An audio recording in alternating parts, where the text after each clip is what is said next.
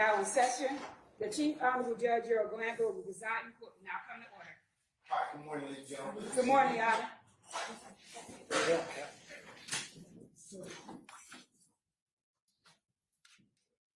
All right, ladies and gentlemen, we are back on the record in the matter of the state of Georgia versus Khalif Adams et al. In 22 SC 183-572. All right, we're going to take roll for today. Let's see, Mr. Stillwell, Mr. Boston, Mr. Shar. Good morning, gentlemen. All right, Mr. Williams, Mr. Steele, Mr. Adams. Good morning. All right, Mr. Kenrick and Mr. Weinstein. Good morning. All right, Mr. Huey and Mr. Matthews Jr. and Sr., good morning. All right, Mr. Nichols and Mr. Garner, good morning. Mr. Ryan and Missy Williams, good morning. All right, Mr. Brown, Mr. Uhelski, Mr. Atkins, Ms. Love, and Ms. Hilton, good morning, counsel. All right. Okay, Ms. Knight, Mr. Kokomo, was you see here? No, not yet. Okay, Ms. Haltwinger, Mr. Mansbach. All right, good morning. Mr. Smith? That's right, it is Mr. Smith. He usually sitting next to Mr. Brown. That's why I usually kind of get the two of you mistaken, but that's my fault, sir. I'm trying not to let that happen again. All right.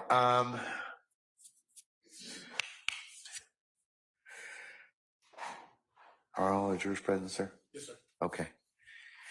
All right. Anything I need to take up before we call for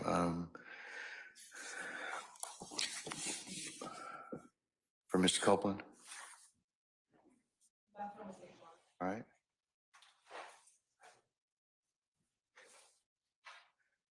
Mr. Steele, you don't have to if you don't want to. I mean, it's okay.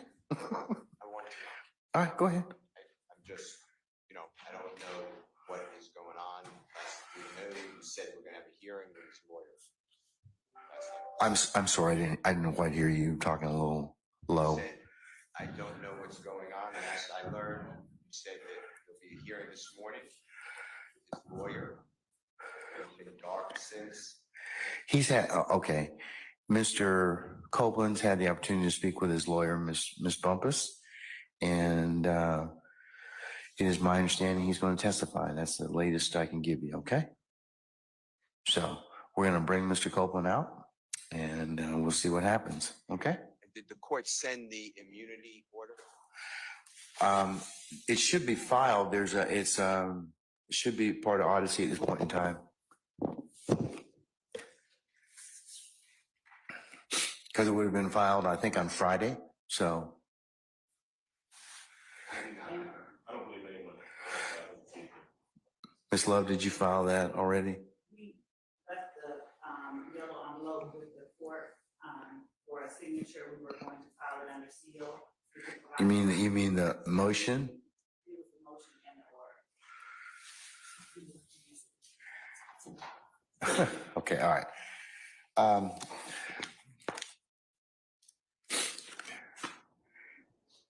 We can give them. Yeah, if you could send them a copy, that'd be fine. Okay. We're gonna need to send them a copy, so we'll send them a copy.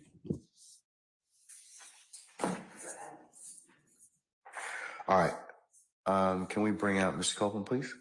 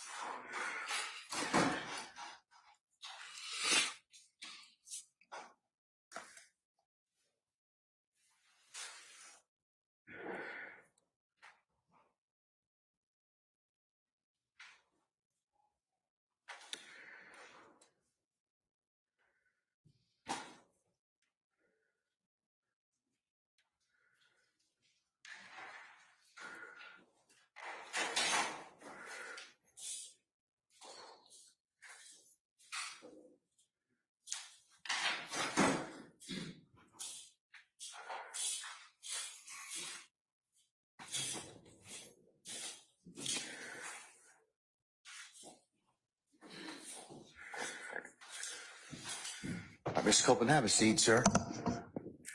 All right, good morning again, sir. Good morning. Okay. Sir, it is your intent to testify today, is that correct? Yes. Okay. All right. Some of our jurors, please, Sergeant Ingram.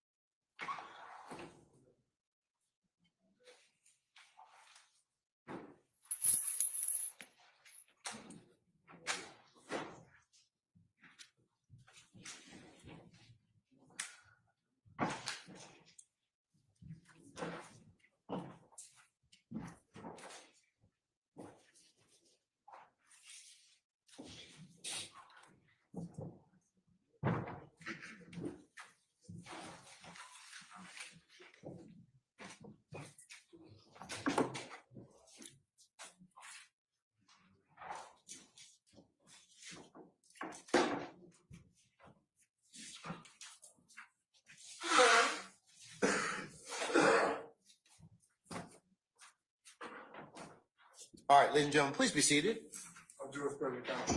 All right, thank you, Sergeant Ingram. Ladies and gentlemen, jury, good morning. Good morning. All right, we're going to go ahead and continue with Mr. Copeland here. So go ahead, Ms. Hilton. Thank you, Your Honor.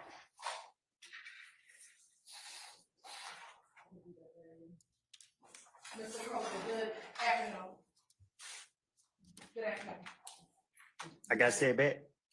You haven't said anything yet. On Friday, when we left, I asked you how old you are. You said that you were grown. Can you please tell me in numbers how old you are? Say that again. Sure. Can you please tell the jury how old you are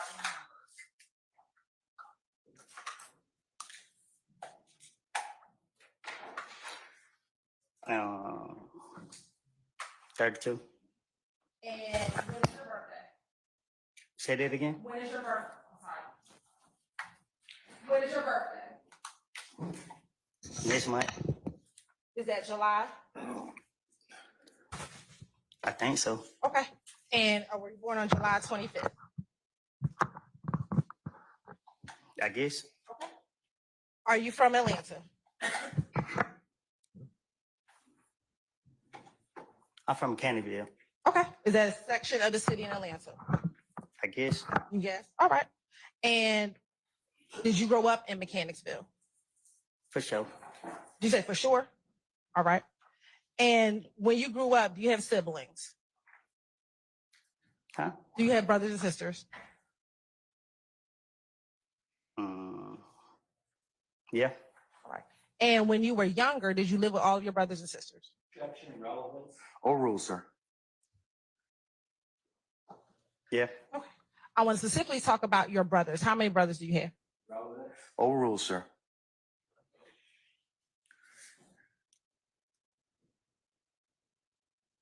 More than one. Okay. How many?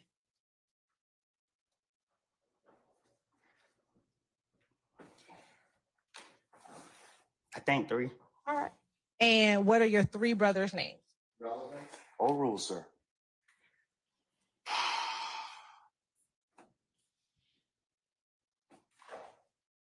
Trey Nato Boss. Say that one more time. You said it fast. Nato Trey's Boss. Nato, Trez, and Boss. Okay. Nato. What's Nato's given name? Or you just give me the first name. I just did. Nato. Yeah. Okay. Trez. What's Trez's first name? Trey's. Is Trez's first name Ron Trez? I guess. All right. And Nado, is that Rodney? I guess. Okay, and then what's the third nickname you gave me? Boss. Is Boss Rodriguez? I guess. All right. And when you were younger, did you go to school? Yes. Where did you attend school? I don't know. I went to a lot of different schools. Okay, what are all the schools you went to? I don't recall all of them. Or just tell me some of them. I only know one. Slater. Slater, is that elementary school or middle school? Elementary. Why you don't remember what middle school you went to? Did you go to middle school? I think I stopped. I did. How long did you go to? Did you finish middle school? Relevance. Overruled. Yeah, I think. Okay. Did you go to high school at all? Yeah. All right. When you went to high school, did you go to Southside? Yeah. Yeah. Overruled, sir. Did you graduate from high school? No. All right. Do you remember what year you left high school? No. All right. After high school, did you work? No. What did you do after high school if you weren't working? Say that again. Did you do anything? If you weren't working, what were you doing?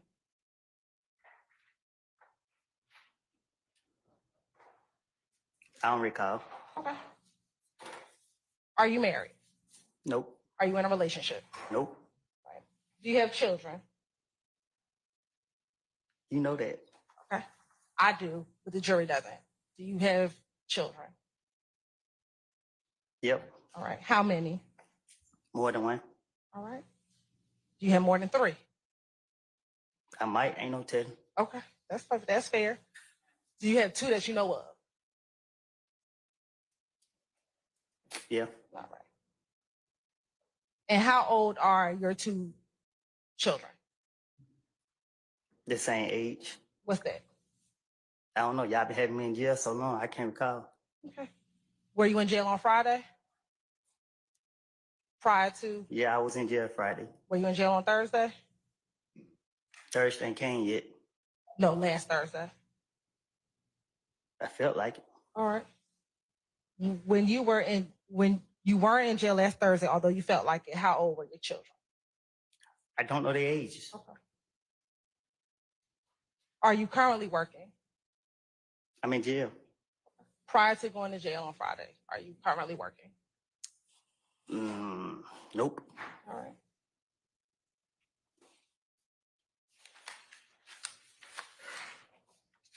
Now, you talked about being in jail, which was on Friday. Prior to any of this, do you have any criminal convictions? Of course. Okay. Do you know offhand how many? Don't keep up with it. Okay.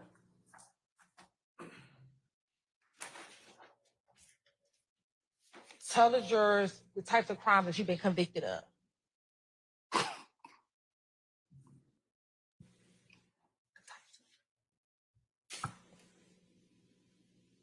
Driving without license. Okay. What else? Driving with suspended license. Okay. What else?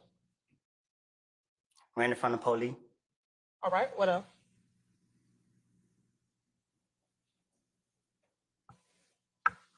Let me ask, do you have a theft? I'll be putting charges on me, so I go to jail for the charges y'all throw on me. Okay. Do you have a conviction for theft by taking? You tell me? Do you recall having a conviction for theft by taking from 2009? What did I take? Yes or no? I don't know what happened in 2009. Okay. Do you recall having any convictions for aggravated assault? Probably so. All right. What about conviction for entering auto? I don't know. Okay. What about for terroristic threats? What about it? Do you have a conviction for terroristic threats? I think they were with the aggravated assault. Okay. What about theft by receiving stolen property? I don't know.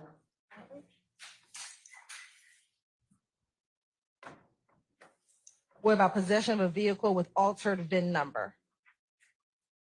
Never heard of that. Okay. And what about possession of a controlled substance with the intent to distribute? What's that? Did you ever take a drug charge recently? Oh, that's the charge y'all put on me. Okay. Did you plead guilty to that? I had to. All right.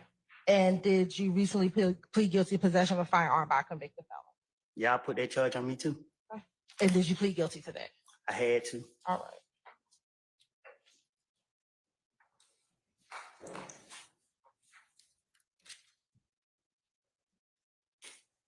Your Honor, the state's going to tender State's Exhibit 382Y, 383Y, 384Y,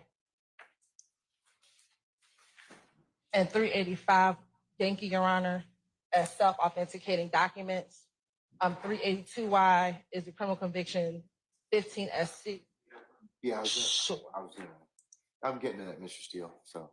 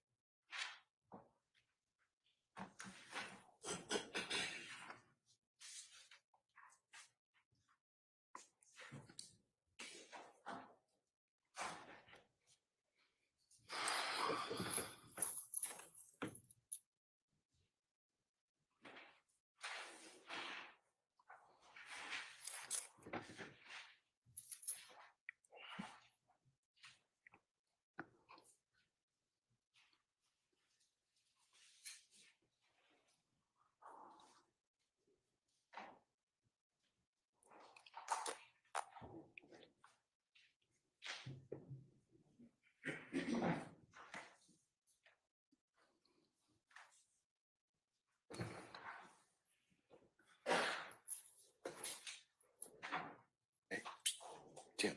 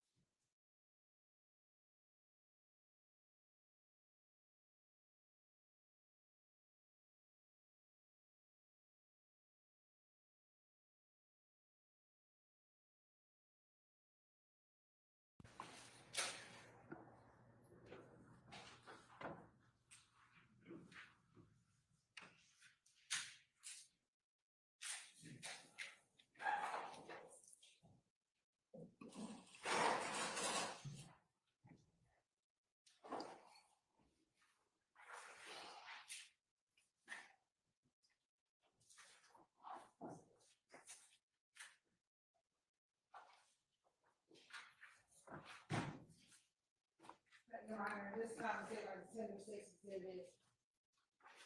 382 Yankee, 383 Yankee, 384 Yankee, 385 Yankee, 389 Yankee, 390 Yankee, 391 Yankee, and 392 Yankee into evidence as self-authenticated documents.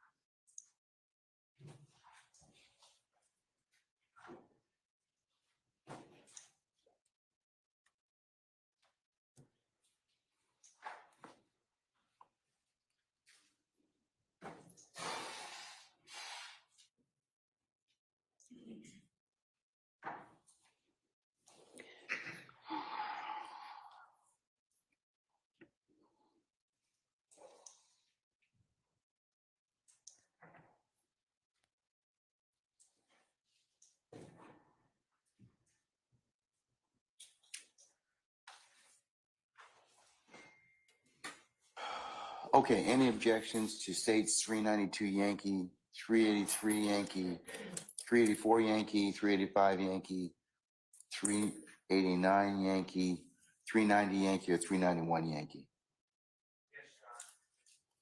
Which one?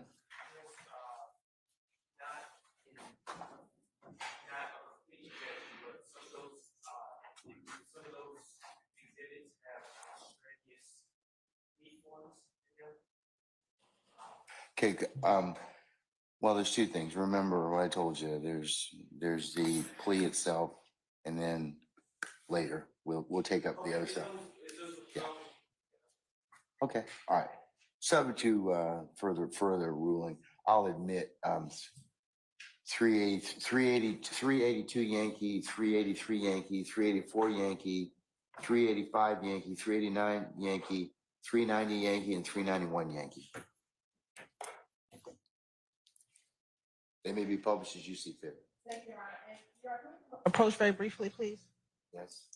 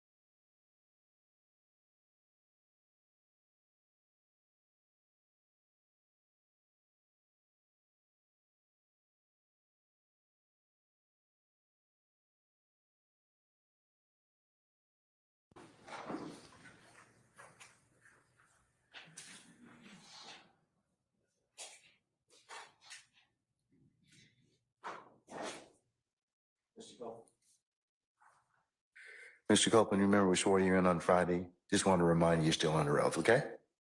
Okay. Okay. Now, Ms. Copeland, in addition to some of those charges that we just discussed, did you also have a federal charge in 2015, a federal gun charge that you pled guilty to? I did. Do you recall having a federal gun charge in 2015?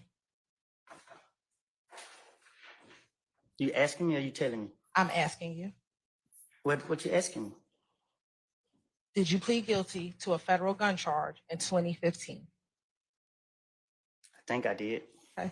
Did you go to prison for that gun charge? I pled guilty to it. I'm pretty sure y'all sent me to prison. Okay. Do you recall how long you spent in prison?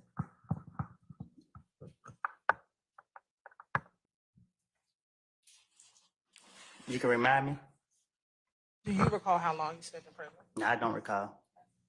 Did you spend at least 5 years in custody?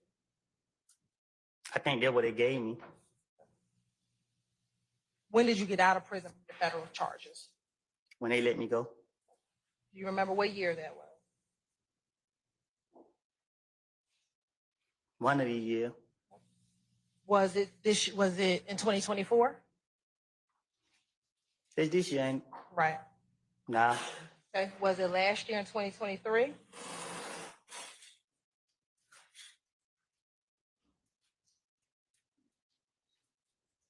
No. Was it the year before that in 2022?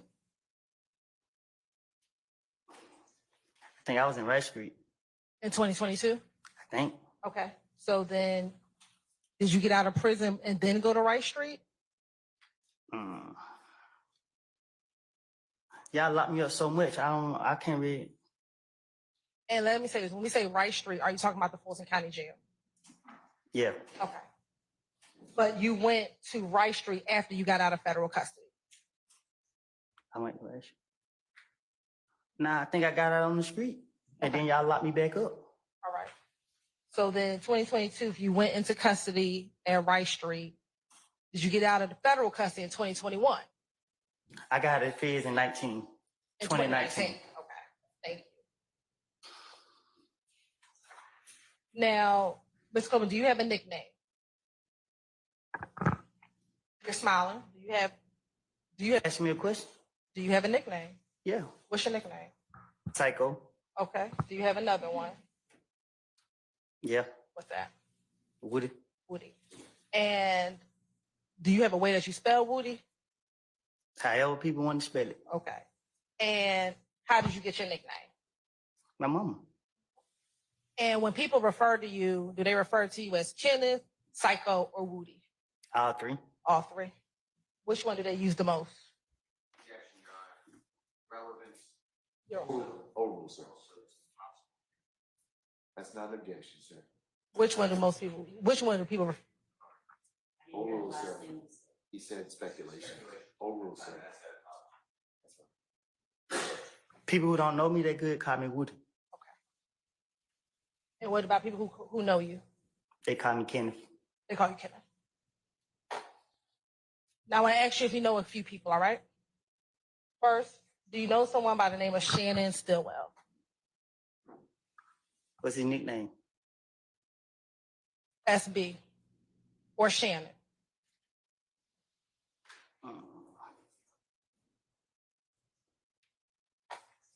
Or Shannon Jackson? Stillwell, Shannon Stillwell, or Shannon Jackson, same person. Yeah. Okay. How long have you known Shannon? We went to school together. Do you remember which school? I know one of them. It was one of them. Okay. Was it elementary or middle? Might be elementary or middle, one of them. Okay. And I know I just said his nickname is SB. Is that what you call him? That's what I call who? Shannon. No. Okay. What do you call Shannon? I call him Shannon. And do you see Shannon in the courtroom today? Well, I got a vision problem. Okay. I can't see that far. All right. So if you want to stand up and look around the courtroom and look around the entire courtroom, tell me if you see Shannon in the courtroom today.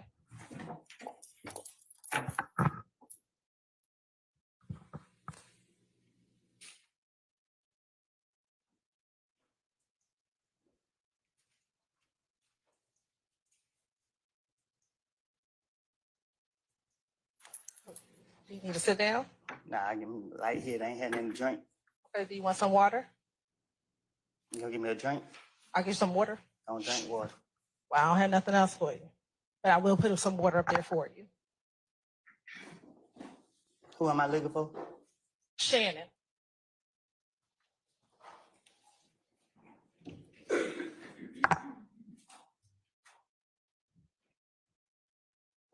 I think I see him. Okay. When you say you think, you can have a seat. When you say you think you see him, what do you think he's wearing?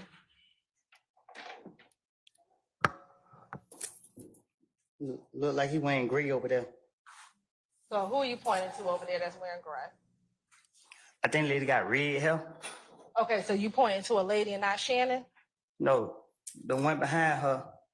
Okay, so you're saying you believe that the person behind the lady with the red hair is Shannon. Is that what you're saying today? Well, it looked like him. Okay. Does anybody else over there look like Shannon?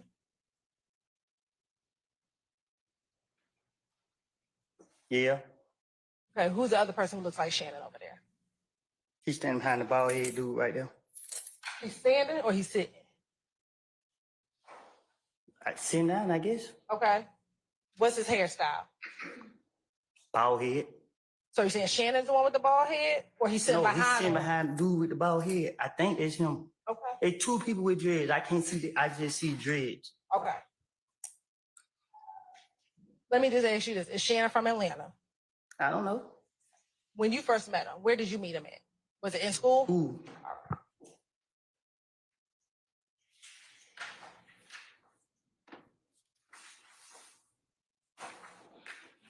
While y'all were in school, did y'all develop a friendship? Nope. At some point in time, did you ever develop a friendship with Shannon? Yeah. Okay. When was that? I don't know when, but at one point we became cool. Okay. And when you say cool, what do you mean? COOL. I didn't ask you to spell it. I asked you what you mean. Well, we became cool. I don't know what you mean. I don't know. Did you look at him as a brother? Was he an acquaintance? Was he just someone you talked to on occasion? When you define cool, what was your relationship like with him? Oh, just a dude in the street. That's it? Did that develop over time? Say that again. You said he was just a dude in the street. Did that relationship develop over time? Where he became more than just a dude on the street? I guess. Okay. And when you say, I guess, what do you mean? What you mean? What do I mean? We became cool. Okay.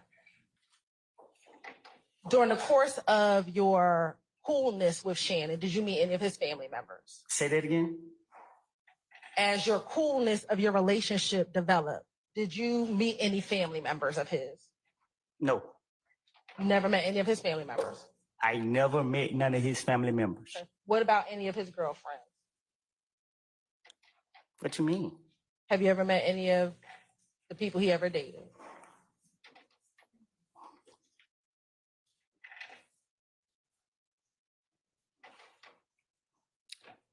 I don't know how he's seen him, but I've seen him with girls. Okay. So you met some of the people that he may or may not have dated? I guess. All right.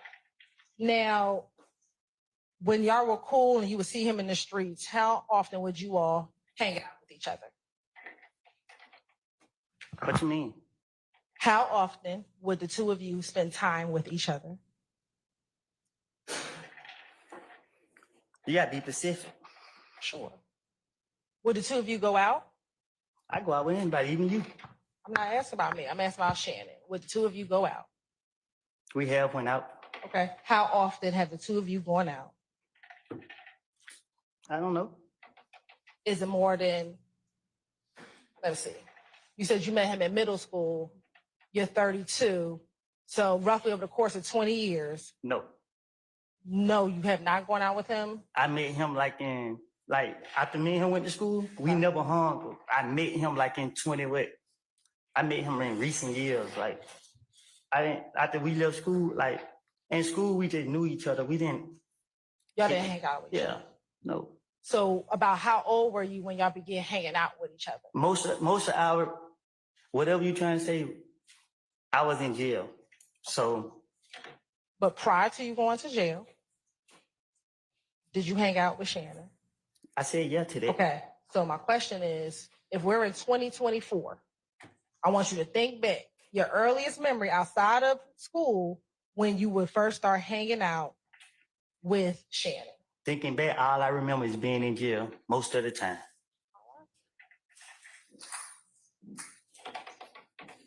Were you in jail in 2014?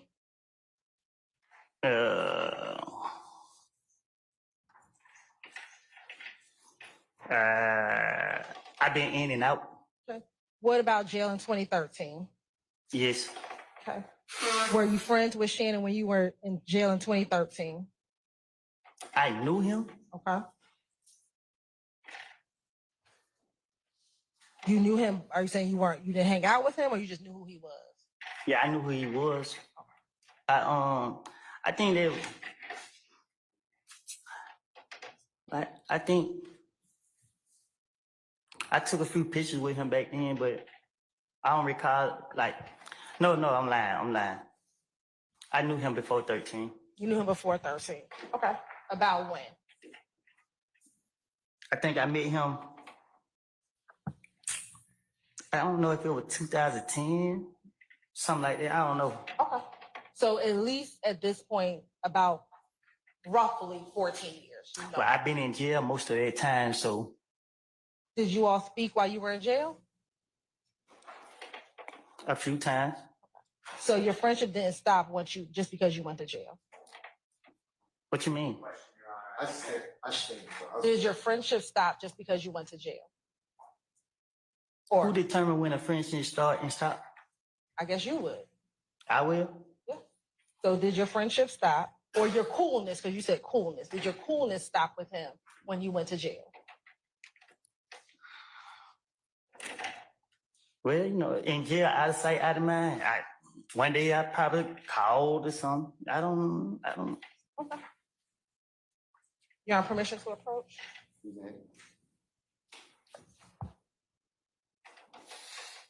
Hey, Judge, Sir. I'm hot. Can I take this sweater off?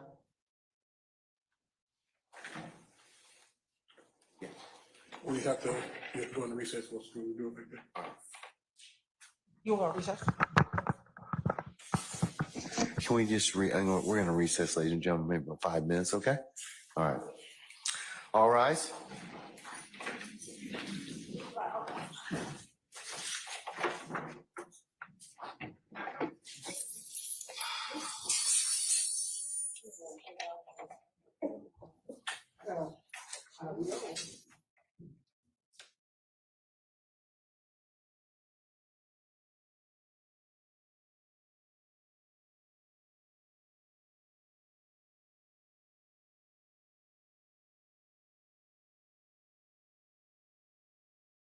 Get your, okay.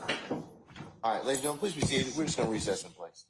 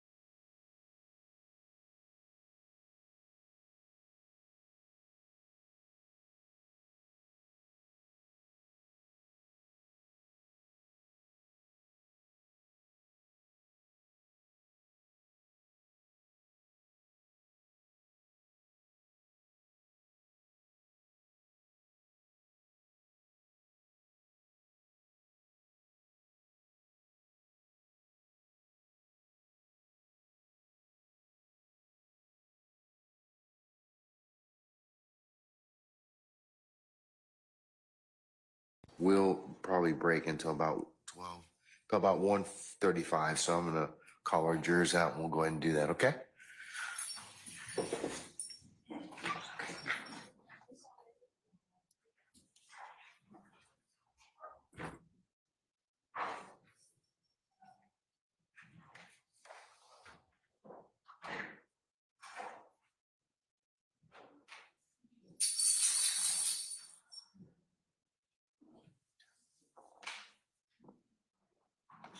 All rise for the jury.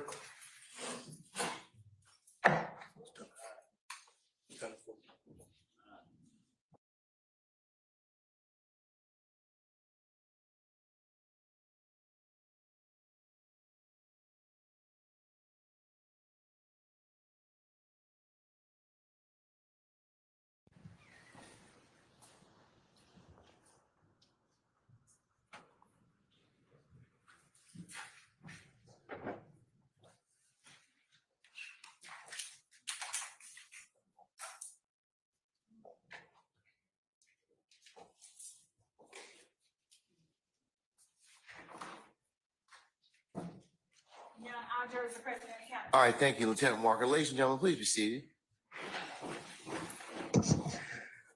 Ladies and gentlemen, jury, we've had to take up some ancillary business, and it's the lunchtime hour at this point in time. So what I was going to recommend we do is break until 1:35, come back at that point in time, and then we'll continue the afternoon. All right.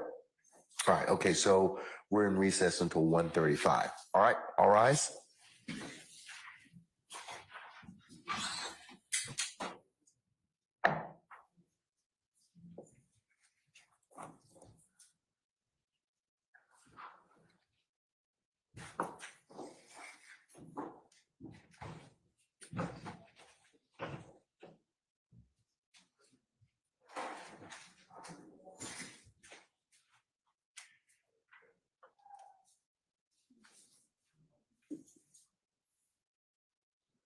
All right, folks, we're in recess. See you then, back at 1:35.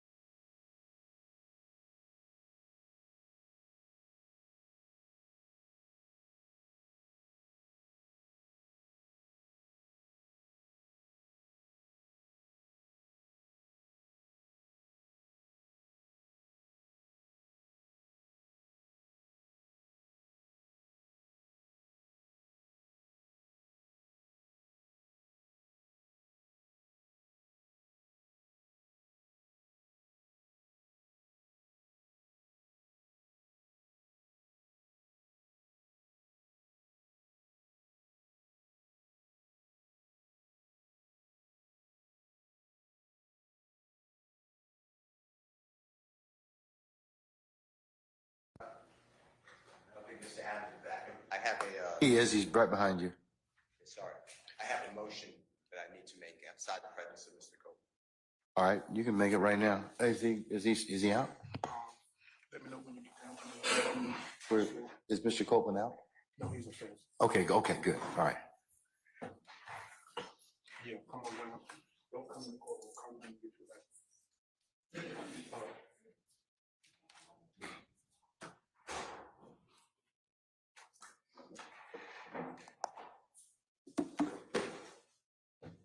Thank you. Go ahead.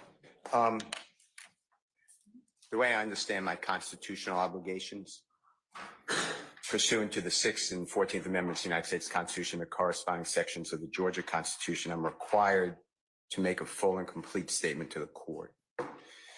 For the record, and if God forbid this goes up on appeal for the appellate courts or another tribunal, commission, or administrative body, I was told based upon information and belief that when we arrived at 8:30, 9 o'clock today, we did not come into your courtroom until almost 11:30. And what I found out just recently, this is not waived, is that supposedly in chambers, this honorable court reporter at times, honorable court at times, district attorney or district attorneys from the DA's office, as well as investigators, sheriff deputies, Mr. Copeland and his counsel met together. None of the defense team, to my knowledge, was aware that this was going on. It was told, based upon information belief, that it was told to the district attorneys that Mr. Copeland intended to plead the Fifth Amendment.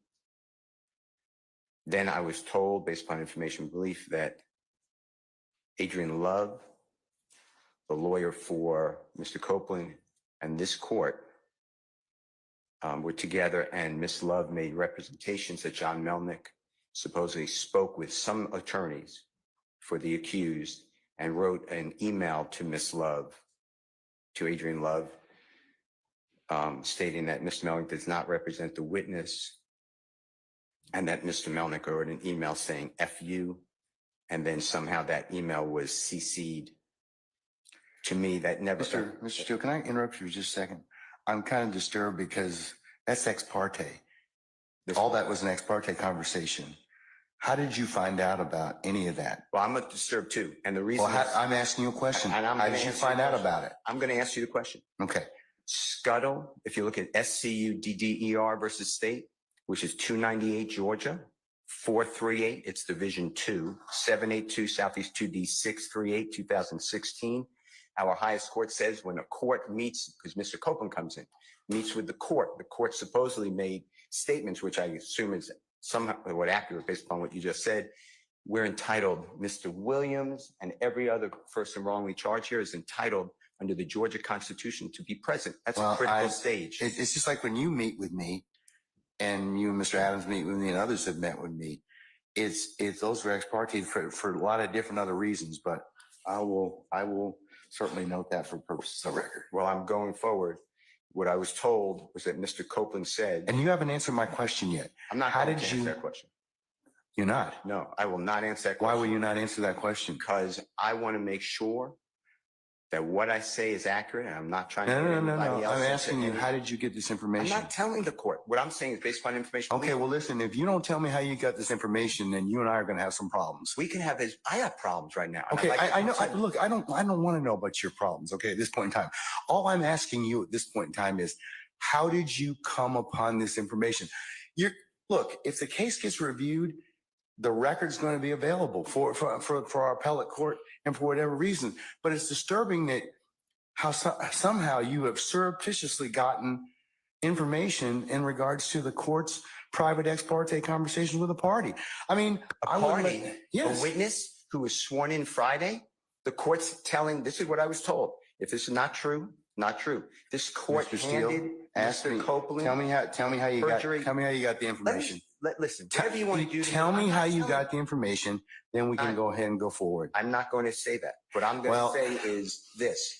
I was told, and I hope this concerns the court. It concerns me that you have proprietary information. Why is it or proprietary? Information that you should not be having that was ex parte. Why? With a party Why? State of Georgia. How about the witness?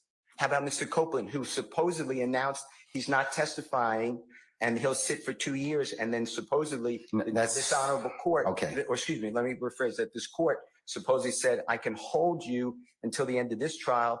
Ms. Hilton supposedly said, actually, all of the defendants and then all 26 people are disposed of. If that's true, what this is coercion, witness intimidation, ex parte communications that we have a constitutional right to be present for. So I understand that you're upset towards me, but I don't know what I did. Mr. Steele, I'm I doing still what want to everybody know, should how do. did you come upon this information? Who told you? What I want to know is, why wasn't I there? Why, Sir, I'm going to hold you in contempt if you don't tell me who the, I'm not, I tell me who this information don't was want to come be from. held in contempt. Well, I'm not then- answering that question. That's attorney-client privilege information. I am not answering. Attorney-client privilege, unless you were in my chambers, that's the only way you can figure out. I am I telling tell you what, I'm going to give you 5 minutes. If you don't tell me You who don't have to. I'm if going you to don't tell me who it is, I'm going to put you. Well, let me- I'm going to put you in contempt I because understand. that is not attorney-client privilege. Attorney work product privilege. I am not. How did you get that information I don't supposedly answer. from my chambers? Did somebody tell you? I'm not. You should have told me. You got 5 minutes. Well, I don't need it. I want to continue. You got 5 minutes. This is what I was told. Mr. Copeland, Mr. Copeland made statements that he admitted to killing Donovan Thomas and was. Don't take my notes. No, no, no, no, no.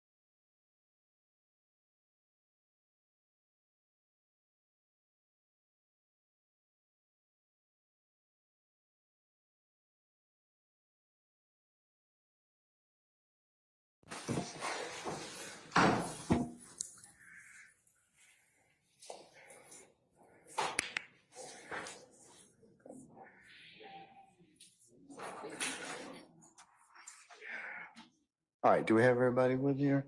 Sergeant Ingram? Yes, sir, everybody's present.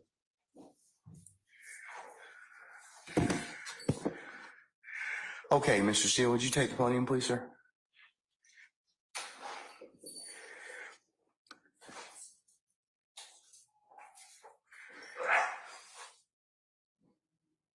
All right.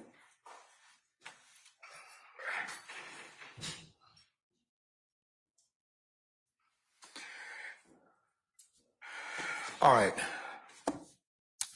Mr. Steele, before I recessed, I asked you, how did you get this information? And it is not covered by work product. There's only one way you could have gotten it. So I'm going to ask you again. And I respect that. And it gives me no joy, but as you know, Georgia Rule of Professional Conduct, please check me. Rule 1.6, comment 5 reads, and this is what I have.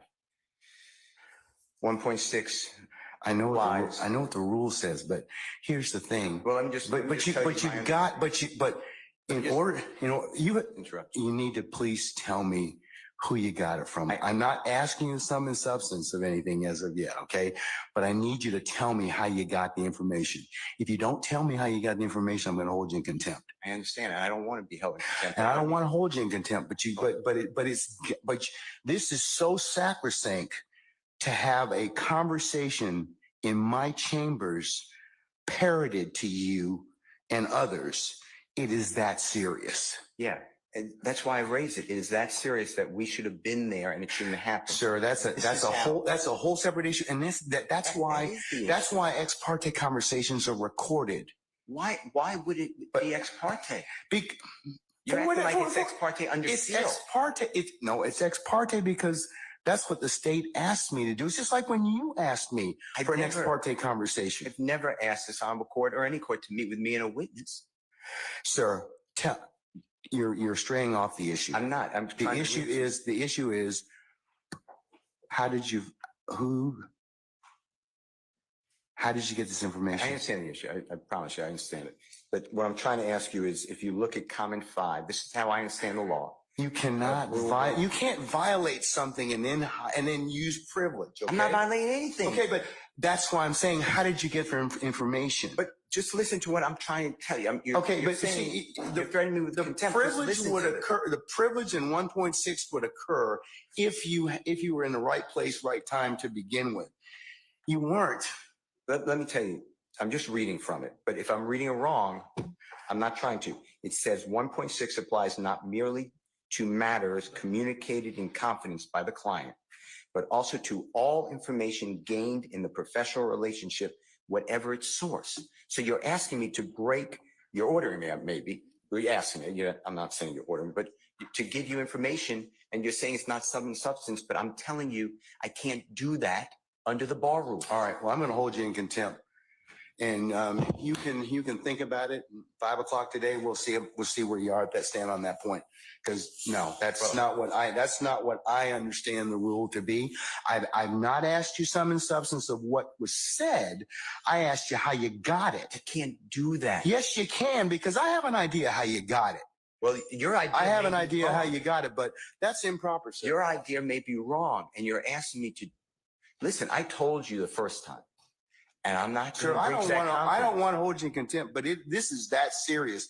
Judge, you cannot eavesdrop and get information that was not meant for you to hear at that particular point in time. Judge, listen, and listen, I'll do whatever you want to 5 o'clock or thereafter. But what I'm trying to tell you is, Your Honor, this is so serious to me. We need a hearing. I'm moving for a mistrial. It is my understanding, based upon information belief, from whom? Part of it.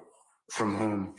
Well, I'd like to get the substance first, and then we can. Okay, well, then you'll be in custody until then, because you need to tell me how you got the information. I'm not asking you what was said. You've already kind of given us some snippets of what you said. That tells me that somebody parroted that information to you. So, but you're assuming something because I told you already. Well, then, other than if you were sitting, unless you were sitting in there with a recorder or Miss Love or Miss Hilton, or one of the deputies gave you that information, or Miss Weaver shot you a rough copy of the transcript, there's only one other person that's left.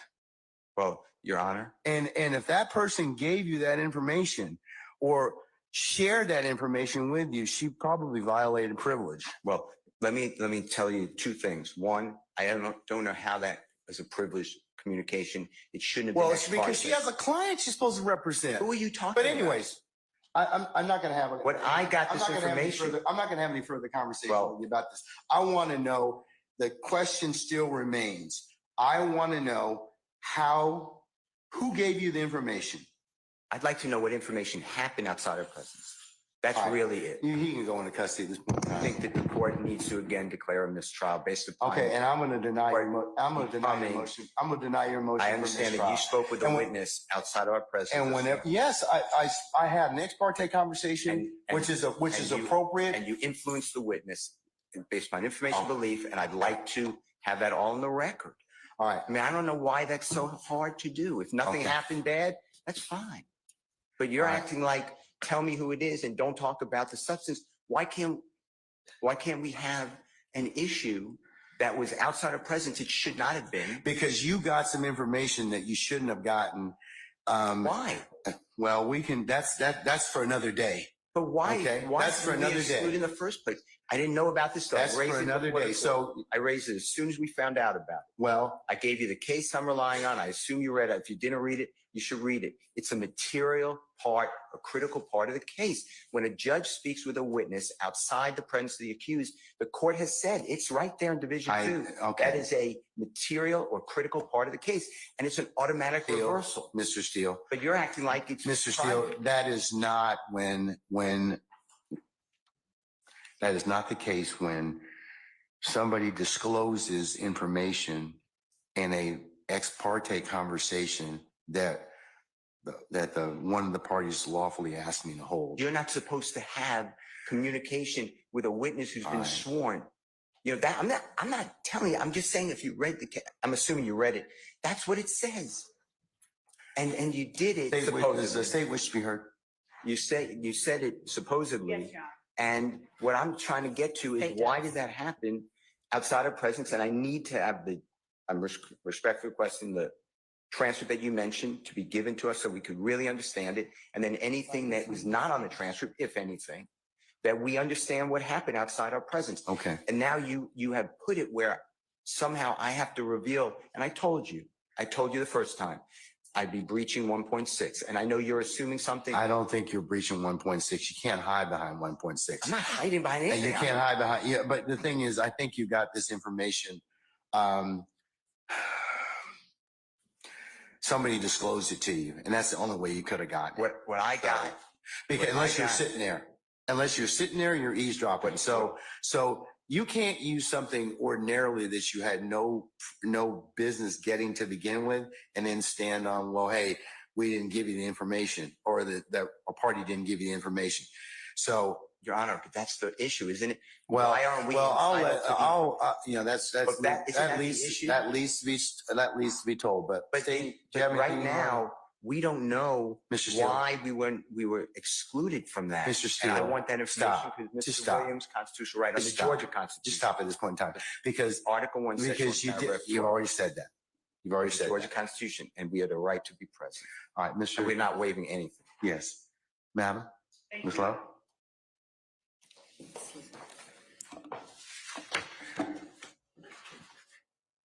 And Your Honor, and I know I said this previously, Yes, sir. but we are not accepting any proffer Oh, from gosh, Ms. Lowe. okay, excuse me. Okay. All right. Yes, ma'am. Your Honor, I am disturbed by Mr. Steele's representations to the court. The court has inquired. We have no way of knowing what it is or who it was that disclosed information that was contained within an ex parte conversation. Not only was there an ex parte communication between that we requested as a state to be on record with the court, but there was communication made, I believe, to a person and his lawyer. I don't know that the reason that counsel took the podium was to address that particular issue so much as it was to try and assert an inaccurate,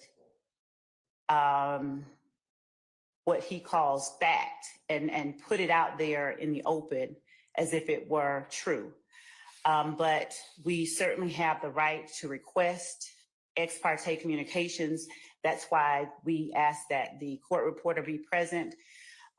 This is a matter that the defendants did not have a right to be a part of, as this was a matter regarding a civil contempt that the court imposed upon a person for not obeying the court's directive. The state read the case that Mr. Steele cited. It does not stand for the proposition he asserts that it does.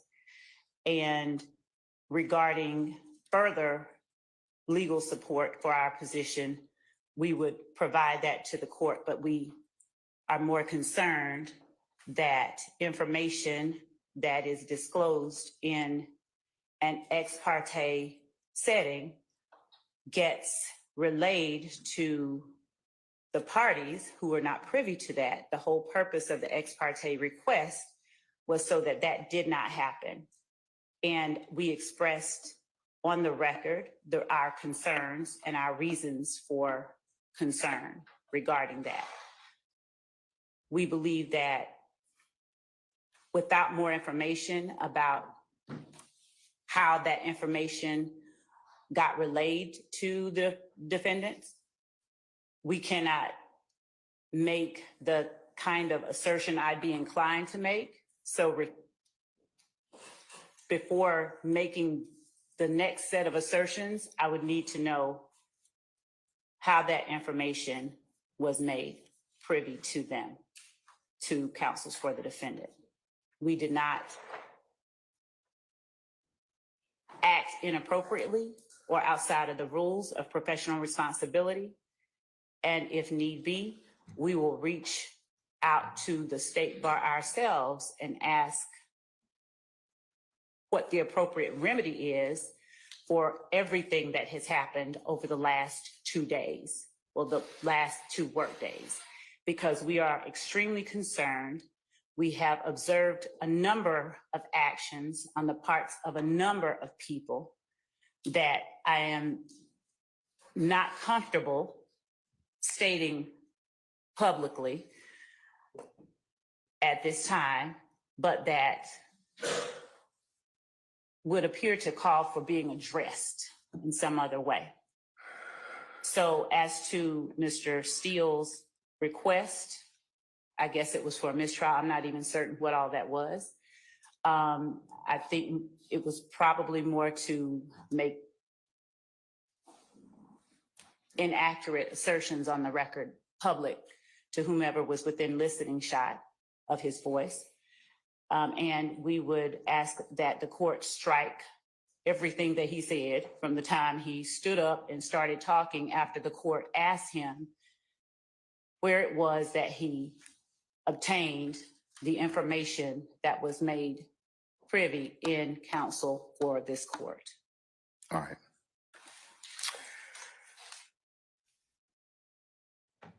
And regarding Rule 1.6, Your Honor, we read 1.6 as standing there. 1.6 in no way shields Mr. Steele's answer that the court requested he give. Rule 1.6 has to do with attorney-client privilege, and that is information that Mr. Steele obtained from his client regarding whatever matters. I don't know if the information was leaked to his client from someone who was in chambers, or if the information was leaked directly to Mr. Steele. In either event, it is concerning and in no way falls under the protections of Rule 1.6. If the court would allow me a moment. All right.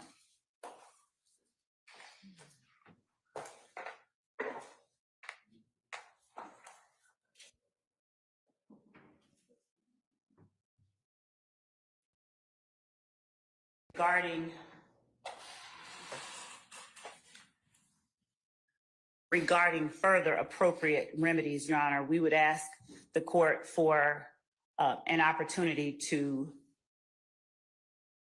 further look into appropriate remedies for circumstances such as this, apart from what the court has already said, because it's grave enough when information is leaked from within the court's chambers regarding a matter that has been requested as ex parte, and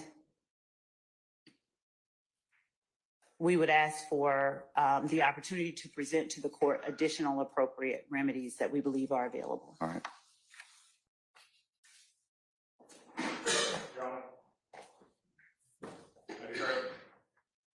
Sure. And Your Honor, also, unless it's Mr. Adams representing Mr. Steele in the capacity as someone who has been held in contempt, Mr. Steele just argued whatever it is that they are trying to argue based on information we believe illegally obtained Okay. from the court's chambers. I represent Mr. Williams, and my statements are in regards to my representation of Mr. Williams. All right. He has two attorneys. Okay, yeah, he does, but The court now having found Mr. Steele in contempt, if the court continues in that position, that leaves Mr. Williams represented, at least at this juncture, by myself. That puts me in a position of making sure the court is aware that I'm in receipt of the same information that Mr. Steele received. I'm of the same opinion that the court has engaged in behavior that I believe compromises and corrupts the continuation of this trial. I do believe that we are entitled to and should receive a copy of the transcript so that a full investigation can be made as to what we believe has occurred here. And so I take the same position as Mr. Steele. I am asking for a mistrial, as he did previously, and I'm telling the court that I do not believe that we can proceed at this point based upon the information that we've received. all right. So, And frankly, I don't believe the state has any say in that. My statements are in regards to my representation of Mr. Williams, and if Mr. Steele is going to be held in contempt, I have exactly the same position. I also do not. well, believe I asked him, so I didn't ask you. Yeah. So, but I'll leave it at that. Okay.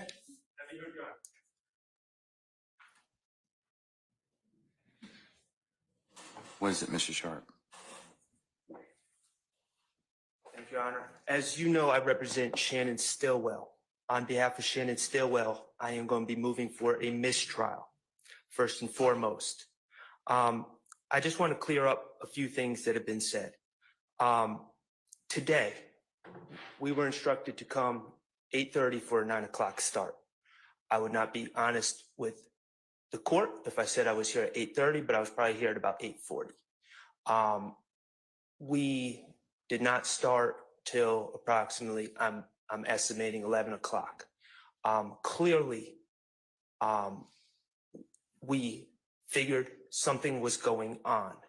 We were given no information about any meeting, who was meeting, what the meeting was about, or whether the meeting was ex parte or not ex parte, who requested the meeting, who was in the meeting. We were completely in the dark. And quite frankly, we kind of remain in the dark. I am not a false accuser, okay? I do not just willy-nilly accuse people of things. So I'm not going to throw out spurious allegations like the ones that have been thrown at me over the past couple days that are absurd. But I will say, Your Honor, what I do know is just based on what we've heard over the last 20 minutes, it appears there was a meeting that I knew nothing about that involved Your Honor, the district attorneys, and a witness who had been sworn in. My client was not given an opportunity to be present at this critical stage. This was a critical stage in this trial. That error is a foundational structural error in this case, and it is the cause for an immediate mistrial. Additionally, Your Honor, I believe that this meeting, again, I'm going to ask for the transcript and I'm going to ask for the recordings as well, should they exist. But I believe that this may have also, this meeting with a witness without us present may have made the district attorneys and or Your Honor a witness to this in this case, a material witness in this case. And finally, Your Honor, I'm going to ask for as soon as possible, I'm going to ask that these proceedings be halted until we can obtain an accurate final transcript for what occurred where none of the defendants or defense counsel were present for, and also the recordings of that meeting so we can see where we are. Again, I'm not going to sit up here and make false accusations or spurious allegations, but I do think we need to figure out what happened. We need to be in the know and not in the dark about what happened when a meeting occurs with a witness that has been sworn in. And we're not invited to the party. So those are my requests, Your Honor. I think it's necessary at this time to put a halt to these proceedings. I am moving for a mistrial. I have not waived anything. I just found out about this information. It is timely, and that's our stance, Your Honor. Thank you. I've noted your motion for mistrial. It's denied. Okay, same thing. You want the Harvey? Okay, all right. Okay, Mr. I'm adopting all of the statements. All right, Good afternoon, Your Honor. Carson Matthews here on behalf of Mr. Mark Huey. okay, We are also adopting all the arguments that have been made. all right, sir. Still by Attorney Keith Adams, by Attorney Matt Sharp, by Attorney Douglas Weinstein. We also are here the appropriate time. And when the court did come out, we were not made aware that there had even been an communication that was had, that was on the record, just in the point of just letting the parties know that there had been this particular meeting. I had my suspicions that that was likely what was going on, but I could not reduce that to a fact. When the court came out, the court just got started. We believe that based upon, again, ex parte, we don't have to know the substance all the time. Just the fact that there was that meeting, Your Honor, would have at least put us on some notice that there was something that was going on even beforehand. I thought that would have been the appropriate move, but nonetheless, Your Honor, I'm asking the court for mistrial. I believe that it's appropriate here under these facts and circumstances. Thank you. All right, motion for mistrial denied. Ms. T. Williams? All right, thank you, madam. Motion's denied. Mr. Garner?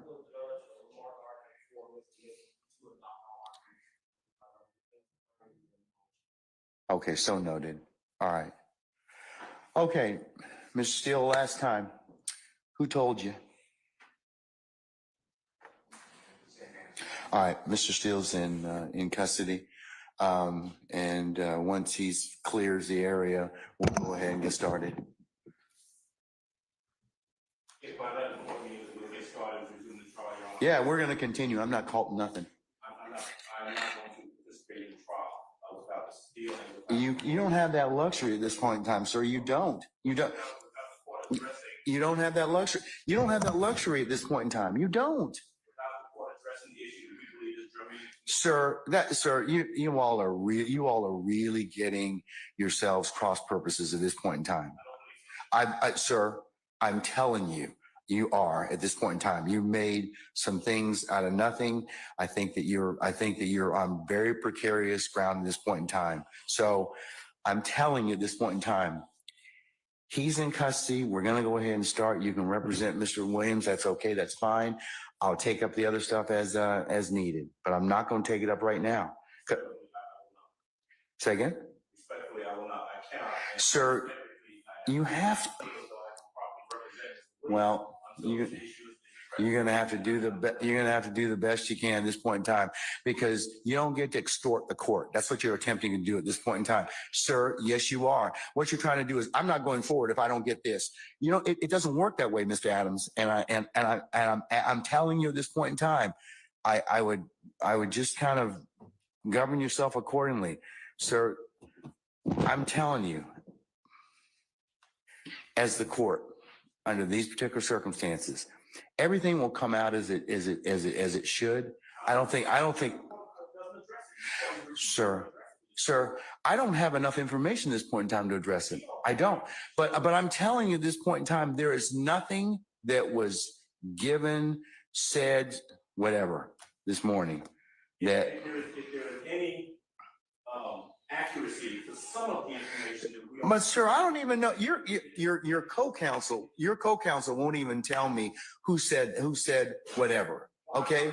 And the challenge I'm having in this particular circumstance is that is such a violation of the sacrosanctness of the court's chambers and an ex parte conversation. You're just glossing over that. You're glossing over that in its entirety. No, it's not, sir. Sir, that's not what happened. That's not what happened.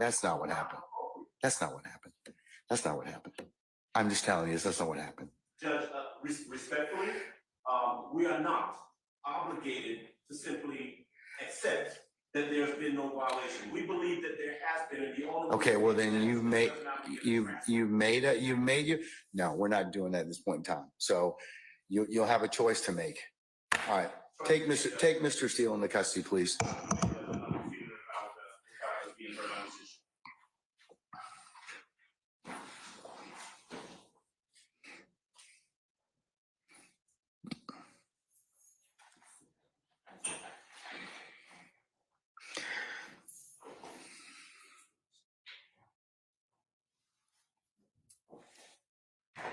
Your Honor, would the court afford me one moment to confer with counsel regarding the appropriate remedy in this type of. Okay, all right.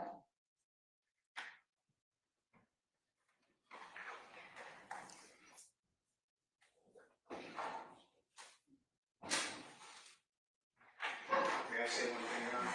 Yes, sir, you certainly may.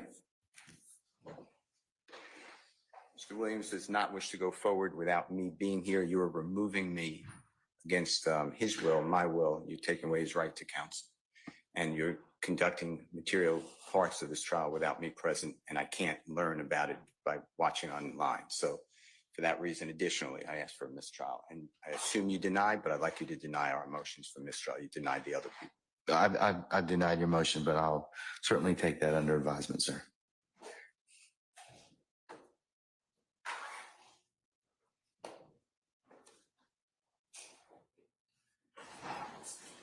We're going to be in recess for the next 5 minutes.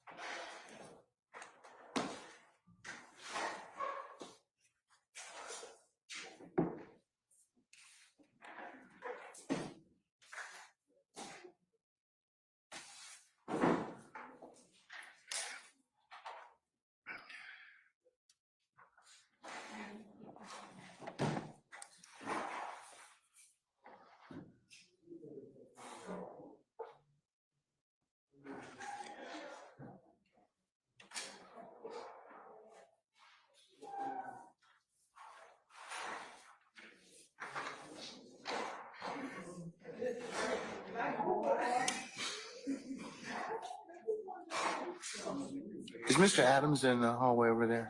Could you get him, please?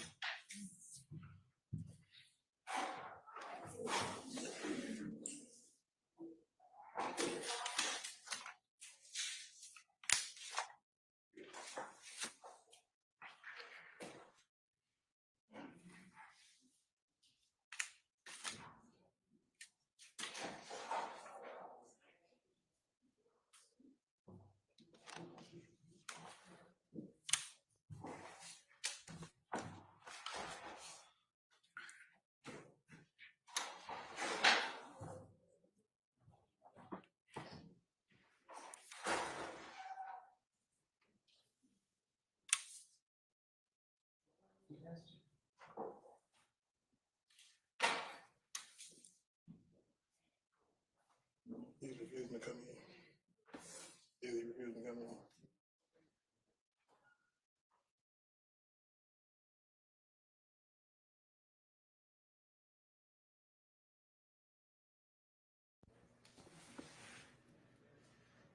Wait. Tell Mr. Adams to hang so I can put some stuff on the record, please. Mr.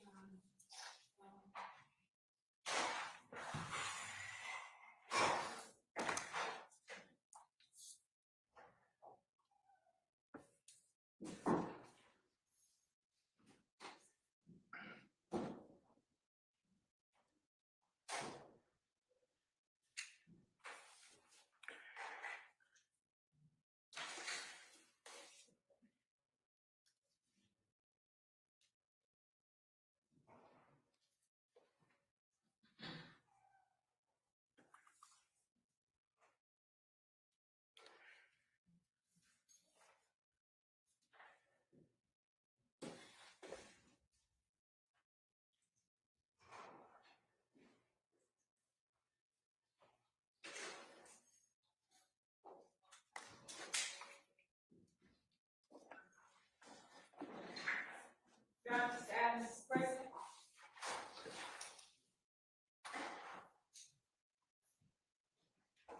Just hang tight, sir.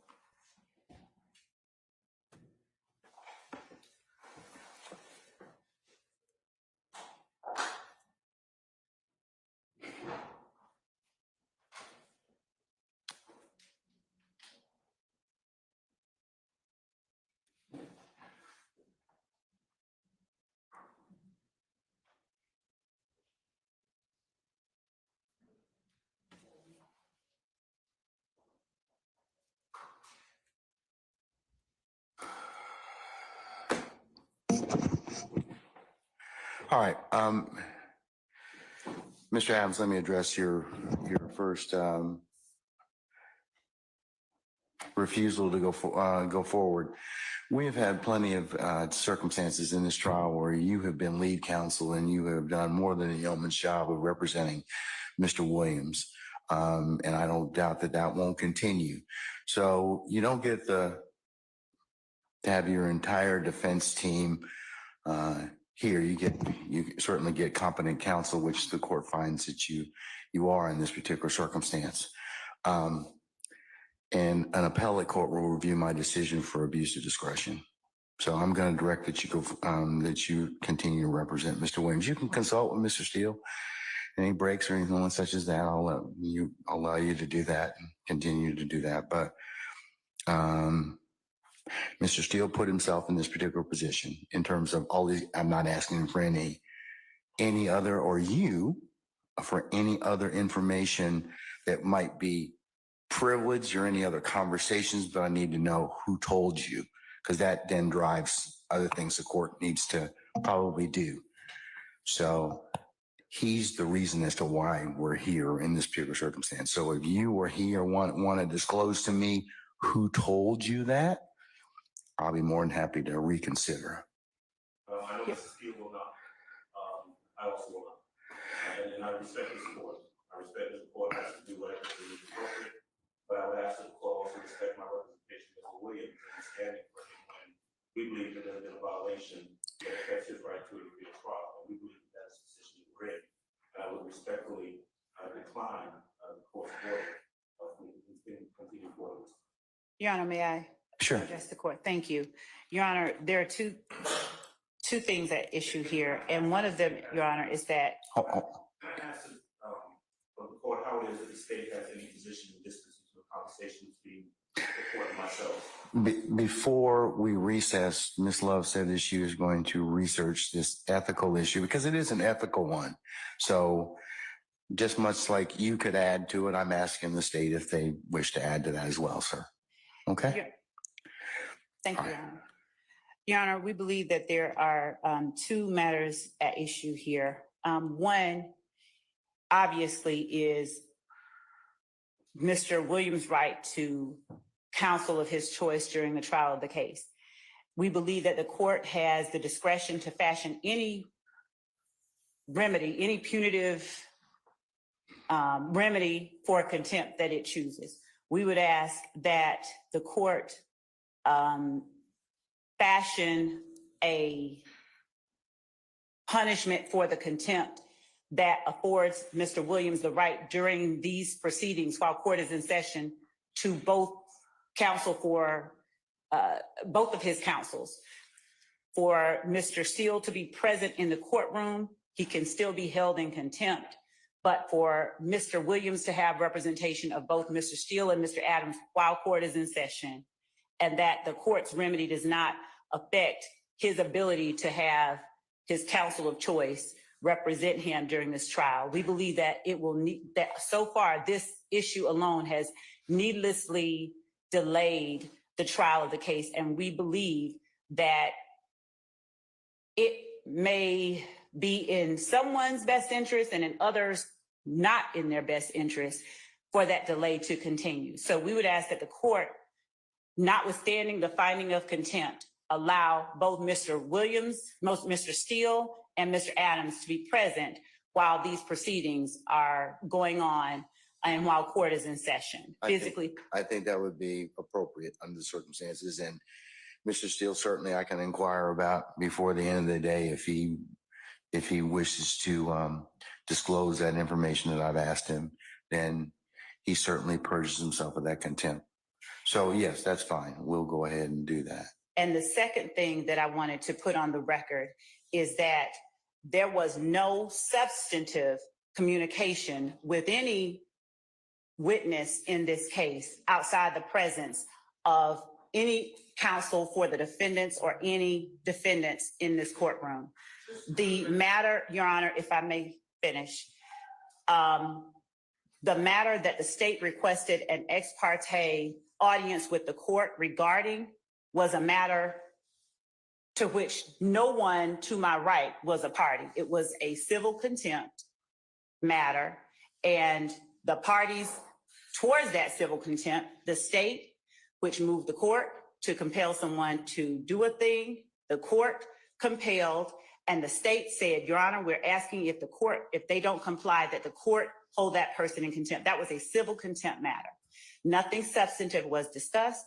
Everything was recorded, and the representations made, at least by persons who were present to the state, is that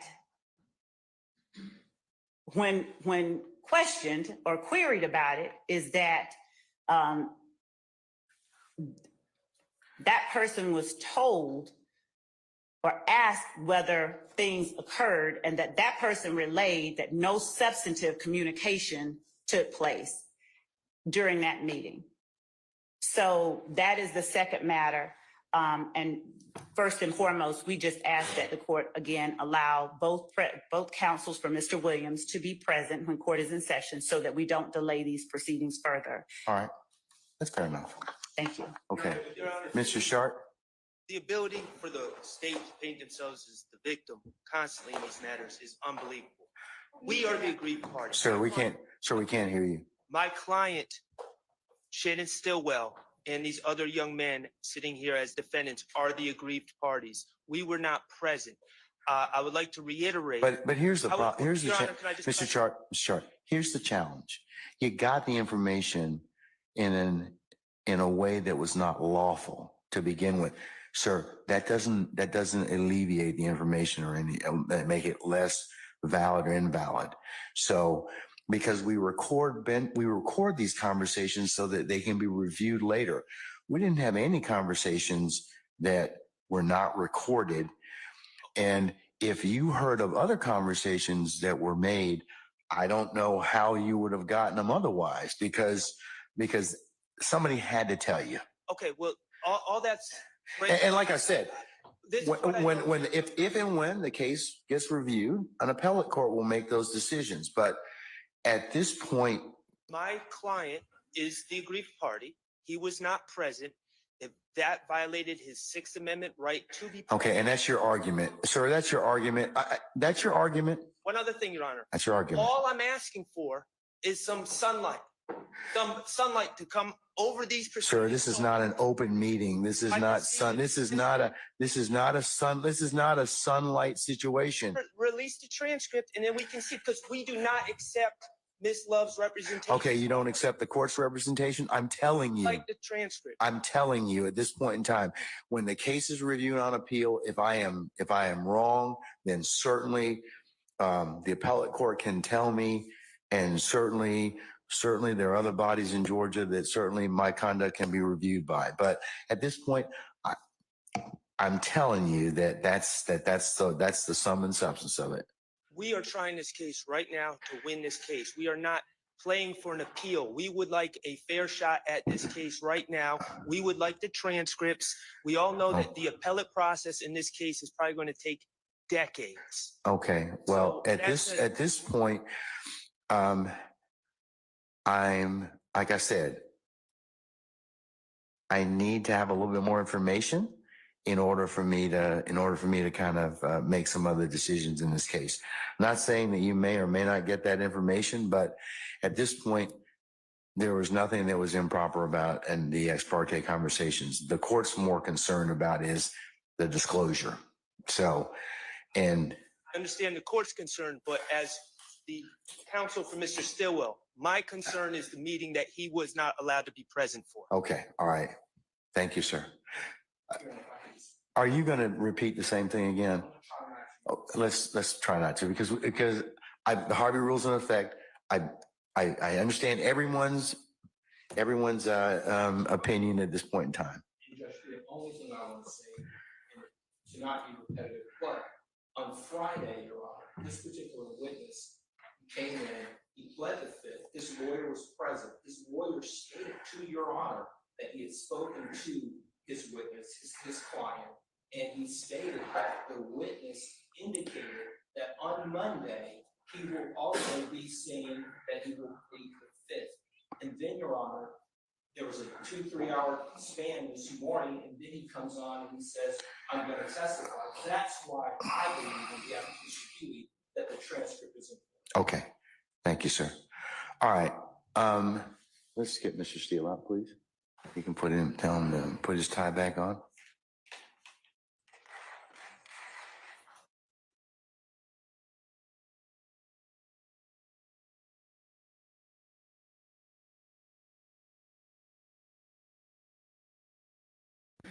And then we'll go ahead and get started at that point in time, okay?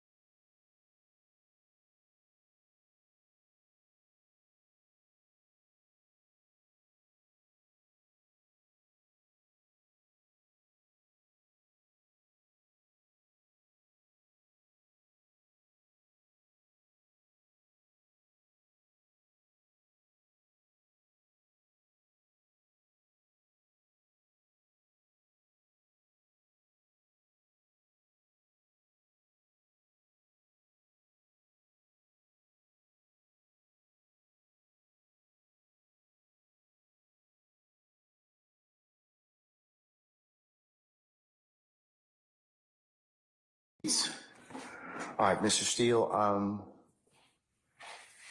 in the interest of your representation, continued representation of Mr. Williams, is been brought to court suggestion that you be here until when we've at all open sessions of court and until we finish for the day. So I'm still going to hold you in contempt. You can purge that contempt by just telling me who it is that told you this information. That's all I need to know. But at the end of today, I'll ask you that question again today. We did not take up any business in I'll ask you that question again today. We did not take up any business in your in your absence, other than Mr. Adams eloquently saying that he was not going to go forward without having you present with him. So, and him not wanting to divulge who the information came from either. So, with that, sir, we're going to go ahead and continue. All right. Ask a question. Yes, sir. Did the court order the transcript that we can see it and have a hearing and call witnesses? No, I'm not gonna order the transcript as of yet, because if the case should be reviewed, the appellate court will have that particular ability to do that. I don't believe at this point in time it is the court's understanding of the ex parte conversation that the disclosure is the more troublesome remedy. If I did something wrong, then certainly that can be reviewed, but I'm not at this point in time going to release any of the transcript in terms of what may be disclosed or that was said in Chambers ex parte at this point. Well, I was told based upon information and belief that it would affect his witnesses' testimony in front of the jury, because I was told based upon information and belief that depending upon how the day goes, he may go home or not, depending upon his testimony. I'd like to know what that's about. I don't know, Mr. Steele. I don't know. I mean, that's why I would like to know who it is that told you or disclosed this information from Chambers, because I don't know if this person even had, if that conversation was even had within my presence or hearing. I don't. So I would like to have a hearing with the court as a witness, with the DAs as a witness, with the deputies as a witness, with Mr. Copeland as a witness, with his counsel as a witness, court reporter, transcript. And Judge, I'm not trying to be harmful. Mr. Steele, I think that you're running a very thin professional responsibility line. I don't think you have cover at this point in time. I think you're blowing your coverage at this point, because I do think that somebody told you some things that violate privilege. What privilege? Attorney-client privilege. So, I mean, but that's beside the point at this point in time. We're not going to argue about that right now.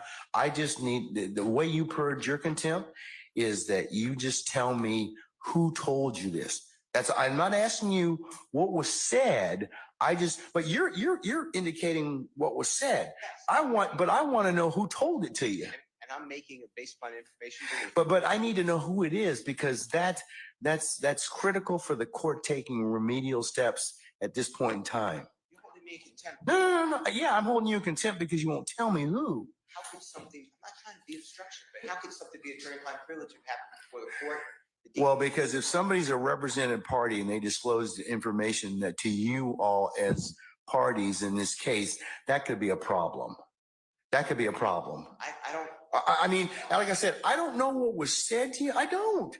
I'm trying to get out. Well, that's improper at this point in time. Why?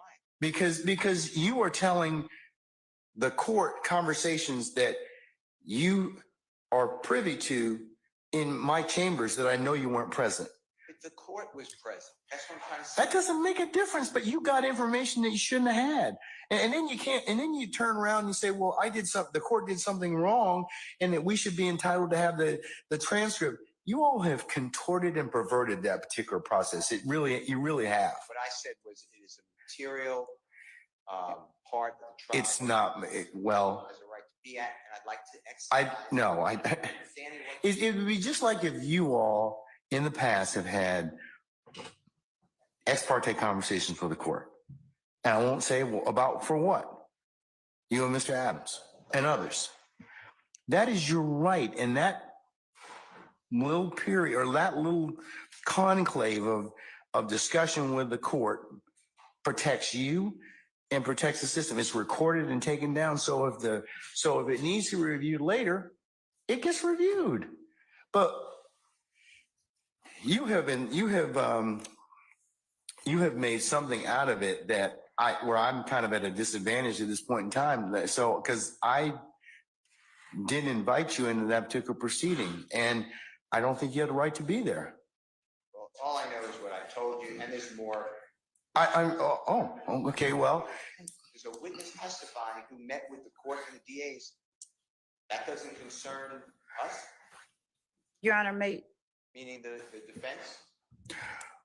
I think that for an ex parte conversation, in terms of what was said, and I'm not gonna keep continuing to discuss this because the transcript is what the transcript is, and it will say what it reflects. It really will, and the court will stand by that. But the other conversations that you may be privy to or may have been disclosed to you,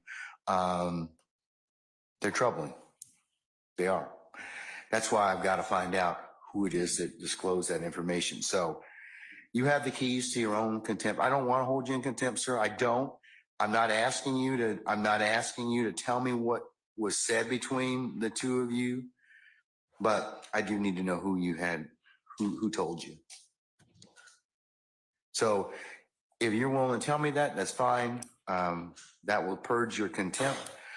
If you don't want to, then, I'll unfortunately have to look at and waiting to get that information.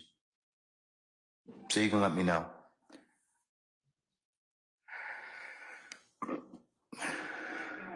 Did the court put this in order? In terms of what, sir? I suppose contempt. It's criminal contempt. It's sua sponte criminal contempt, sir. You don't get to appeal from this. You will go into custody at 5 o'clock today or whenever we finish if you don't tell me what that is. Tell me who that is. This is criminal contempt. I have asked for these particular proceedings, and if you don't tell me, then you'll suffer the consequences of that. Unfortunately, like I said, I'm not looking to hold you in contempt. I really am. I'm not. But this is that important. Important. It is important. Okay. All right. So you got to think about it. All right. Can I just, last thing, going forward, is over objection, because I believe that we're entitled to these information, especially with this witness. All right, sir. I'll note your objection. It'll be a continuing objection for the time being. And I may make some other remedies depending upon what information I find later. Okay? All right. On behalf of Mr. Stillwell, I'm going to review our Brady demand for any Brady material Yes, sir. that came out from any conversations with Mr. Copeland, between Mr. Copeland and the district Yes, sir. attorney's office this morning. Summon our jurors, please. Yeah, bring him out, please.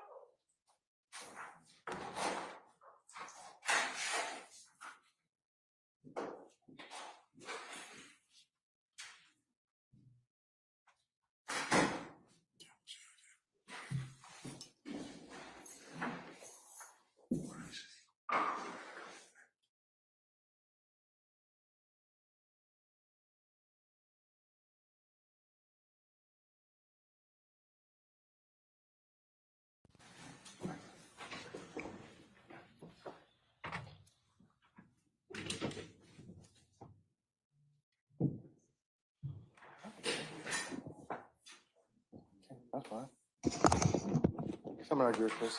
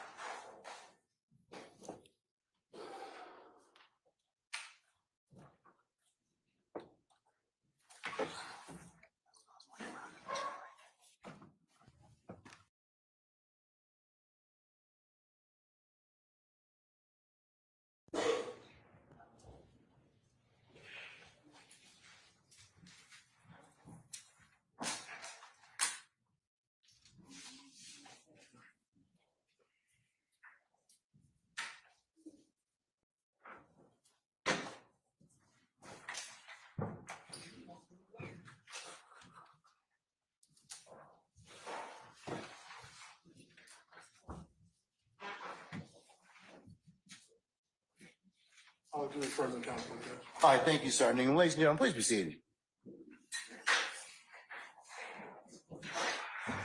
All right, Ms. Hilton, go ahead now.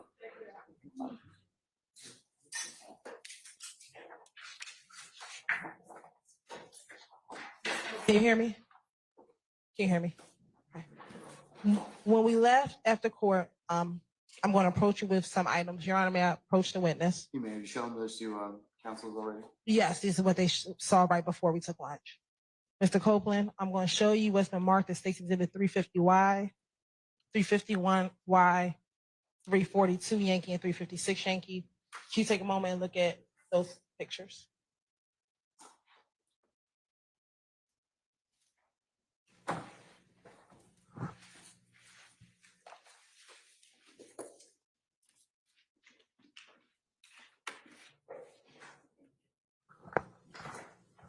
Please look at those pictures.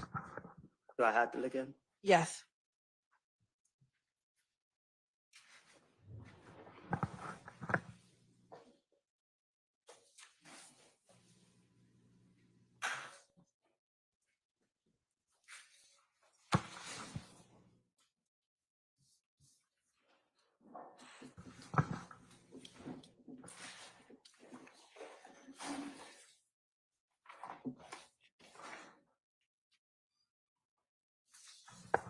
I'm going to start first with Stacy Exhibit 350 Yankee. Tell me if you recognize individual in Stacy Exhibit 350 Yankee.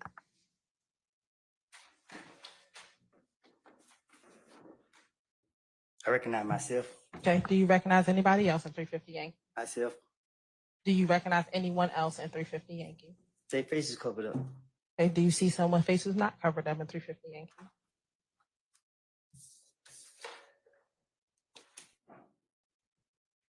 Yeah. Okay. Do you recognize who that person is?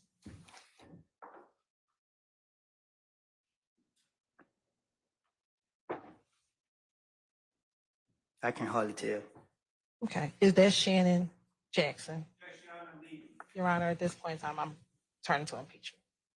Oral, sir. I'm also going to object to show the witness altered photographs. Your Honor, it's based upon the court's previous rulings. It's not based on, it's not, Let me see it. I see it, please. we've never discussed these photographs.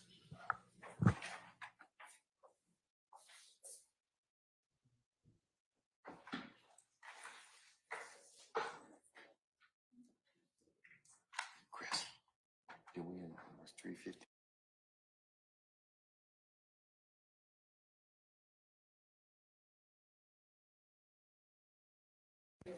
As well, if you want to see the original. Has 350 been admitted already? Okay, all right.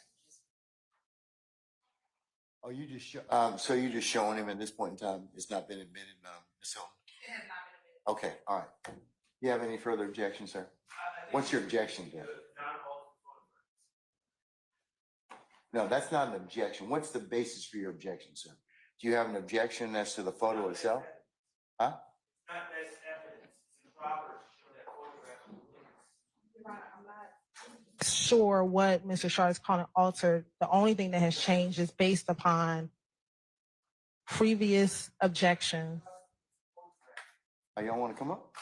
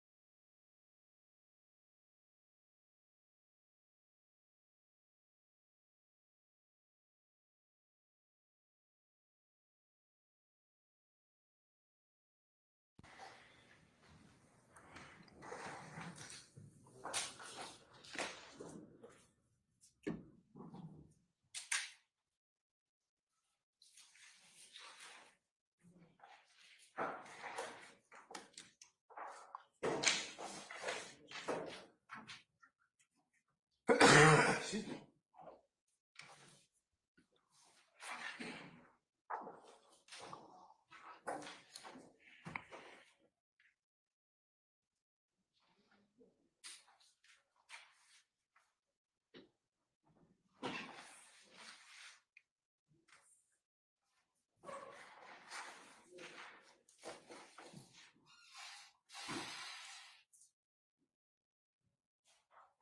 I'm going to show what I'm now going to mark as 342 Yankee Oscar for original.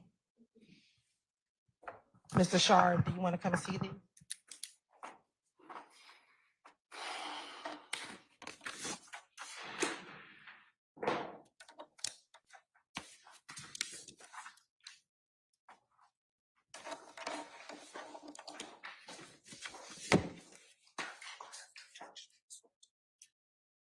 What is your objection?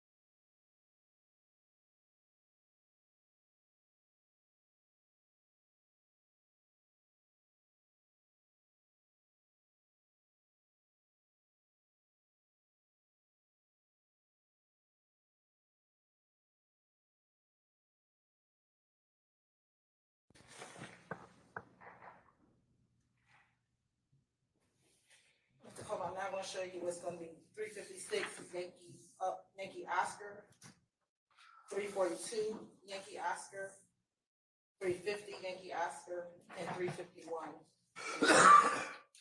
Are those the same pictures that you just looked at? For the most part, you shake your head. You just got to say yes or no for the record for me. Yeah. Okay. Now we were at 342 Yankee, right? No, we were at 350 Yankee. Besides yourself, just tell me everybody else you recognize in 350 Yankee. You said show you what? Besides yourself, tell me everyone else you recognize in 350 Yankee.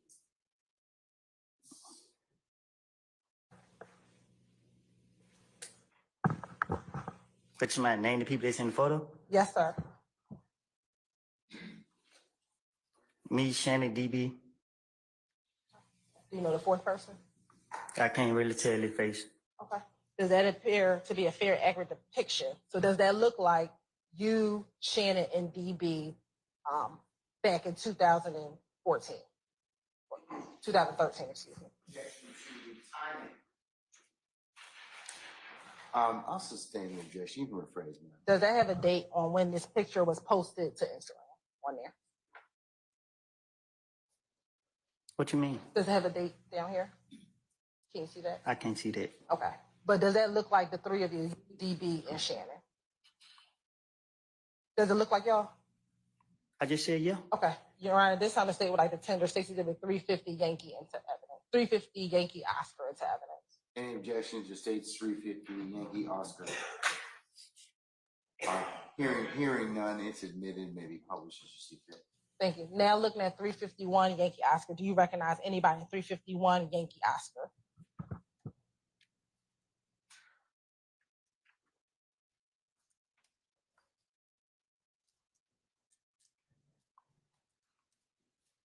Who do you? What? Do you recognize anybody in 351 Yankee Oscar? What you mean? Do you recognize anybody in that picture? Yeah, the same three. Okay, so that you, Shannon, DB? Yeah. All right. And does that look like the three of you back whenever you all took those pictures?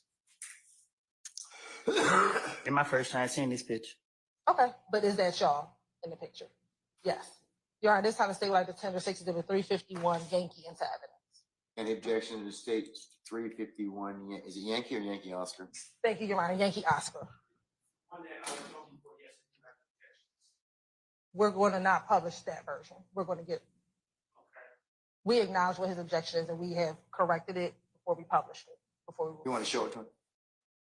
If he can come over to Ms. Knight.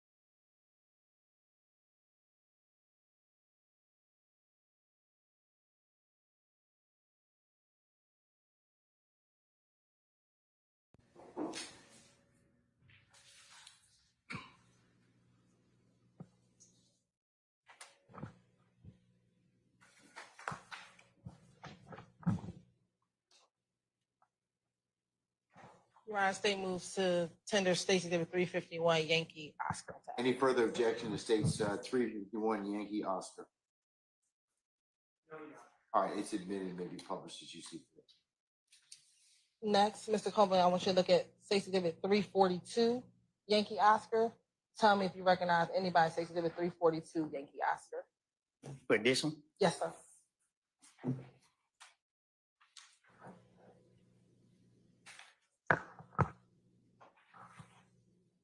is blurry. Okay. Do you recognize anybody in that picture, although blurry? I can tell this me, but I can't really tell who the other people are.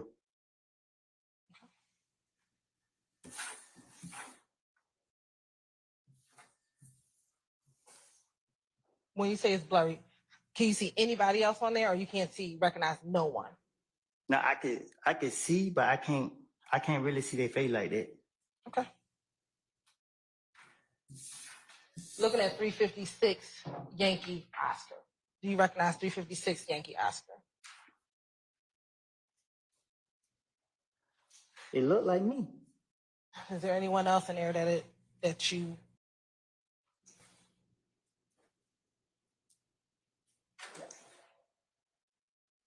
It most definitely me. I can't really tell who they did with me though. Is that Shannon Jackson? Or Shannon Stillwell? Now they dude got a mustache.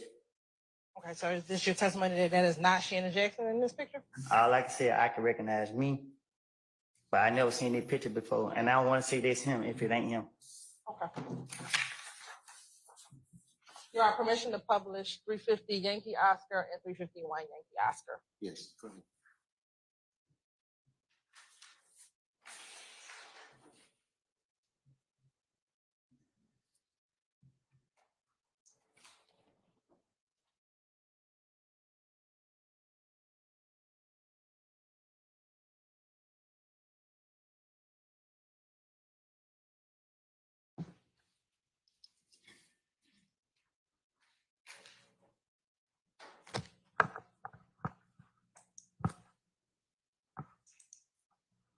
Now, first looking at 350 Yankee, are you able to tell us which one described by clothing? Where are you? What you mean? Which one of these individuals did you? Which one on what? Which point to you in that picture? With the hat on. Okay, there's 3 people with hats on. Which person are you with the hat on? With the writing on my shirt. Okay. What does the writing say?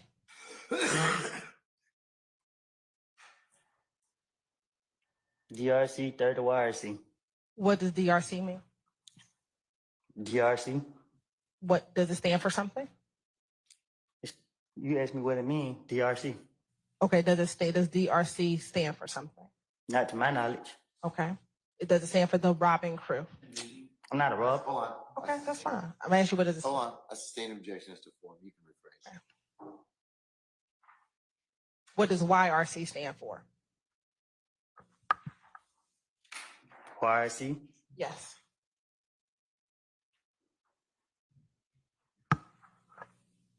This stuff don't have no meaning. That's how I got this shirt. Okay. That's your testimony today? That neither DRC or YRC mean anything? That's how I got the shirt. Okay. I understand that. I'm asking you, is this your testimony that DRC nor YRC mean anything? I'll rule the objection. Is that your testimony? That doesn't mean anything. I said that's how I got the shirt. So the shirt didn't have no meaning to it. Okay. Who else do you recognize in that picture?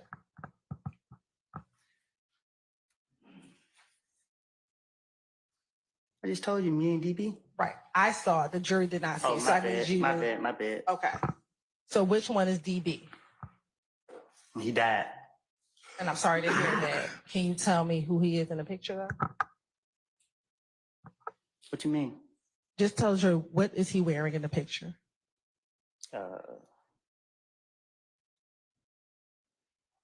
I can't really see what he got on. Is he the one in the green hat or the one in the purple or the one in the blue New York Yankees cap? You said green? Is he the one with the green, Okay, greenish yes, hat? I just didn't know the color. Okay, so he's the one with the, like, behind you a little bit. Standing behind me? Yeah. Yeah. Okay. And then you said you recognize Shannon in this picture. Where's Shannon? With the blue on. With the blue hat on, the New York Yankees cap? If that's what it is, I guess. Okay. All right. Thank you. And are you able to see on there the date of that picture, or is that blurry for you? No, I can't see. Okay. Looking at that picture, can you tell me about how old you were in that picture? You look like I was in elementary school. All right. But is it fair to say that it wasn't within the last 3 to 5 years? Huh? Was it within the last 3 to 5 years? I've been in jail. Okay. So it's fair to say it was before that.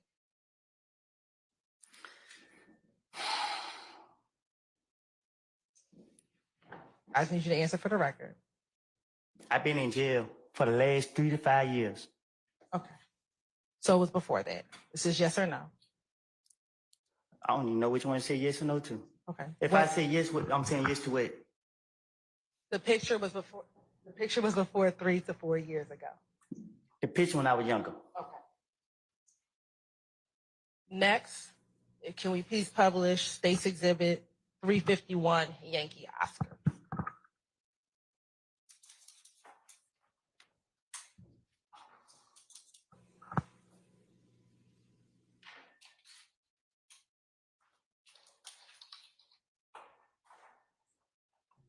Now, I think before you said those were the same 3 people in 351 Yankee Oscar.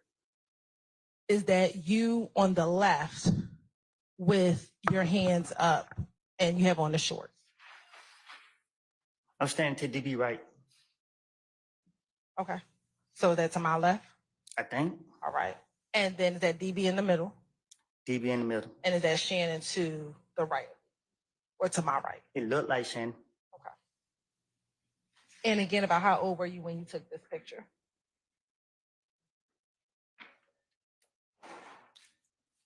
I don't know. But it's fair to say that you were younger than you are today. Say that again. It's fair to say you were younger than you are today. Yeah. Okay.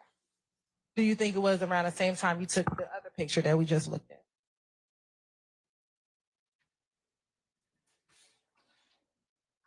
I can't say when. Okay. Thank you so much.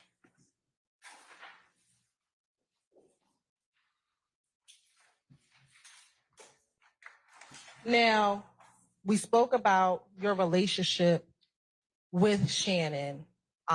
As your friendship developed, did you all share personal information with each other? What you consider personal information? Did you talk to him about your secrets? Did you confide in him about life, things that had happened? Now, my seat go to the grave with me. Okay. Were you someone, did you consider him like a brother to you? Still do. You still do?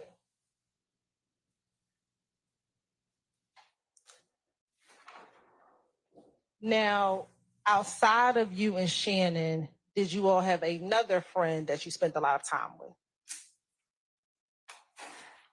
Meaning? Is there any other person that the two of you collectively spent time with? It's my all 3 of us together. Yes. A lot of time together. I don't know about it. Okay. Is there someone that you spent time together with Shannon? I spent time with Shannon with a lot of people. Okay. Let me ask you this. You just said that Shannon, you still consider him like a brother to you. Is your relationship the same today as it was, say, back in those pictures? Say that again. Is your relationship the same with Shannon today as it was back when we were looking at those pictures? No. How has your relationship changed? It's better. It's better now? Why do you say it's better? What you mean? You saying it's better? I barely knew him.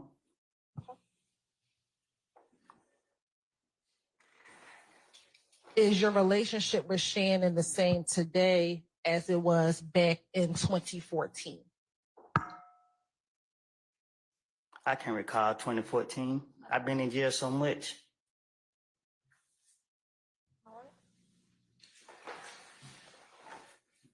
Do you know someone by the name of Demekion Garlington?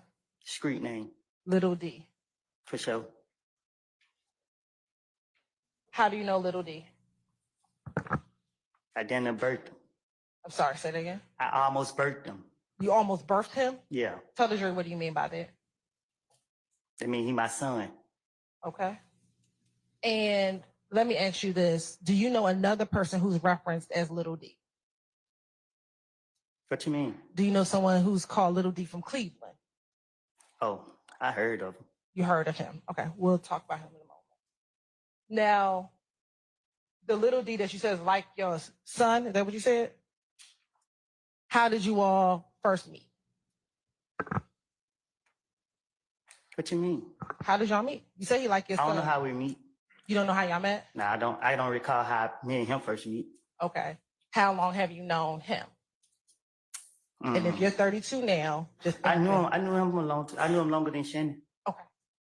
Did y'all grow up in the same neighborhood? Mm-hmm. Probably, but we never hung. How old do you think you were when you started hanging with Lil D? I don't know. If we're in 2024 now, did you start hanging with him when you were elementary school, middle school, or high school age? I don't remember. Don't remember. I know when DB died, this when I took him in. Do you remember what year DB died? I don't remember when DB died. Do you know what section of the city Demekion is from? No, I do not. Did you all ever attend school together?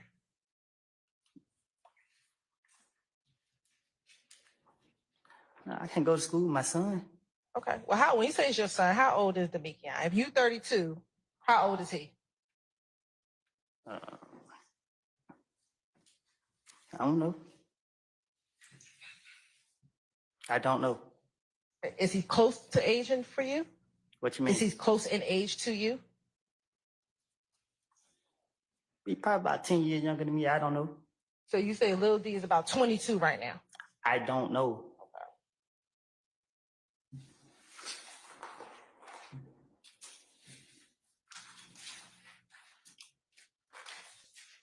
You said he's like your son. How often would you spend time with Little D? What you mean? How often did you see Little D? Back in, say, 2014, 2015. I should see him around. Okay. How often? I can't say. You can't say? All right. Did you speak with him over the phone?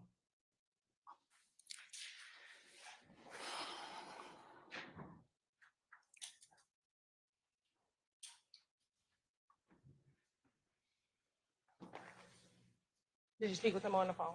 Speak who over the phone? Little D. When? In any time. Yeah. Since you've known him. How often would you speak with him on the phone? Whenever I felt like it. Okay. So was that every day? Was that once a week? Whenever I felt like it. Okay. So was that every day? Was that once a week? Whole time. And I understand until you answer the question, I'm gonna have to ask you again.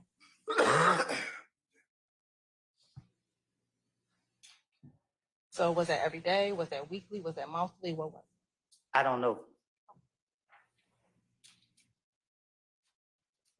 I'll go back in a week. How often would you see him?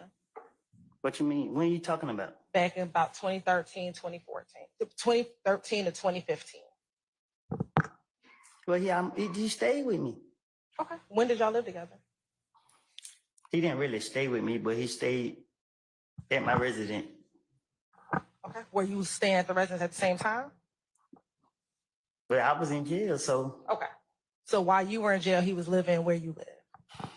Prior to you going to jail, which you went to jail in 2015, is that fair?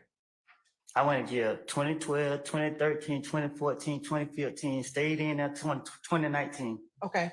When you went to jail before 2015, were you in and out of jail? When I went 2012, In 2012, 2012, how long did you stay in jail? I got out 2013. Okay. Did you go back to jail in 2013? I got at the end of the year. I went back 2014. All right. And then between 2014, did you get out of jail in 2014? Is that a yes? for the Yeah, I record? got out. And then did you go back to jail in 2015? 2014. I went to jail like a couple times 2014. Okay. So you were in and out. Right. And then in 2015, did you go back into jail? Yeah. And is that where you spent the long duration? I went to jail a couple times in 2015. But the last time I stayed until 2019. Okay. And it was the last time that you went to jail in 2015, June of 2015. That was the last time, yeah. Okay. And so prior to June of 2015, you were in and out that year between January and June. Right. Okay. In the periods that you were not in jail, did you and Little D ever live with each other when you were not in jail? In 2015? We'll start in 2015, yes. Nah, he ain't stayed with me in 2015. Okay. In 2014, those times that you were not in jail, did Little D stay Right. with you? And then what about 2013? The times that you were not in jail, did you and Little D reside with each other? What you mean? Did y'all stay with each other and did he stay at your home at any time in 2013 when you were not in jail?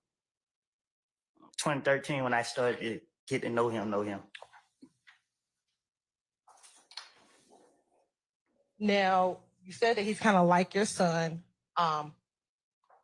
Did you all share things with each other? I'm talking about conversations, personal conversations between you and him and vice versa.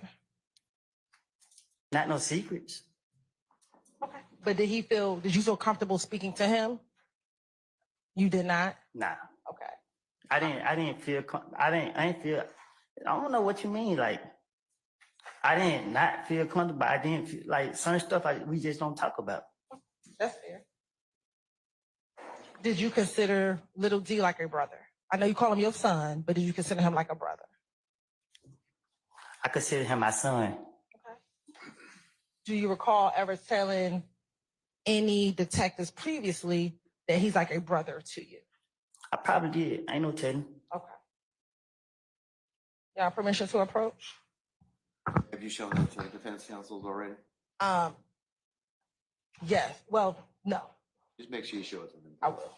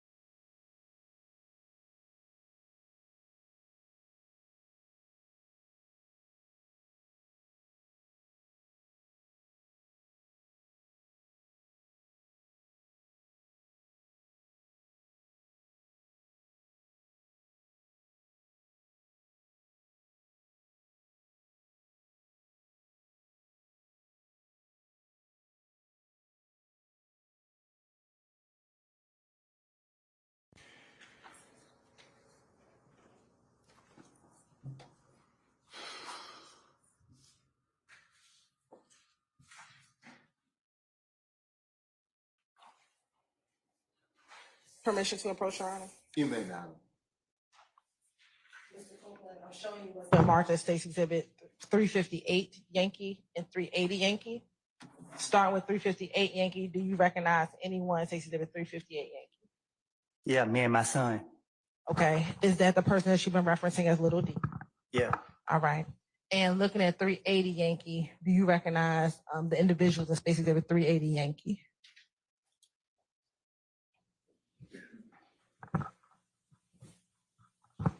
Say what now? Tell me who you recognize in 380 Yankee. Oh, me and Coco, Who's Coco?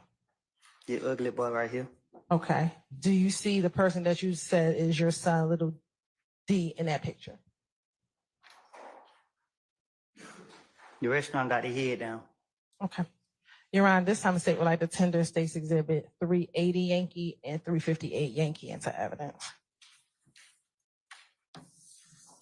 You said 380 Yankee Yes, Your Honor. and what else? 358 Yankee.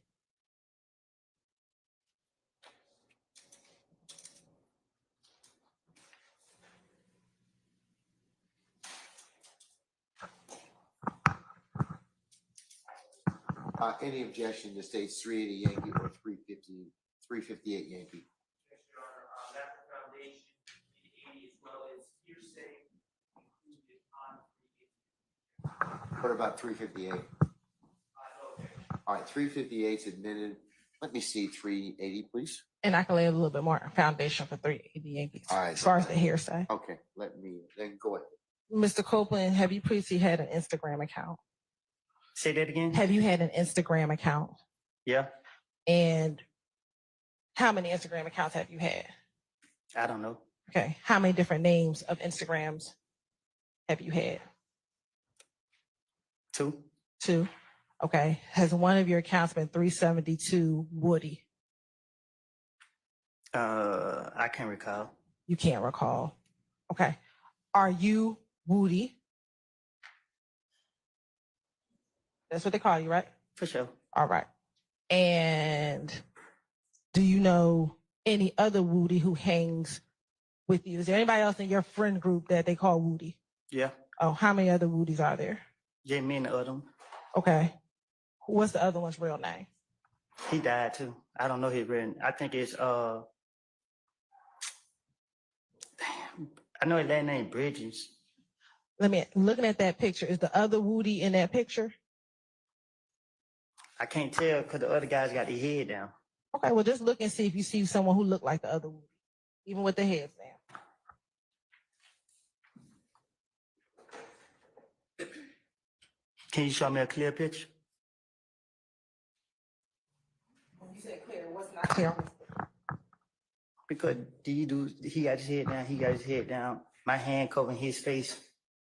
Let me ask you this, when did the other Woody pass away? Right before I got the feds. When you say right before, meaning that year, a few months, what do you mean? I got it like September and somebody killed him, like probably, I don't know when, but they killed him before I got out. Before you got out, okay. All right. Looking at State's Exhibit 380 Yankee and looking at that picture with the 372 Woody, is that from your Instagram? You talking about the one with all the people in it? Yes, sir. Okay. Is that from your Instagram?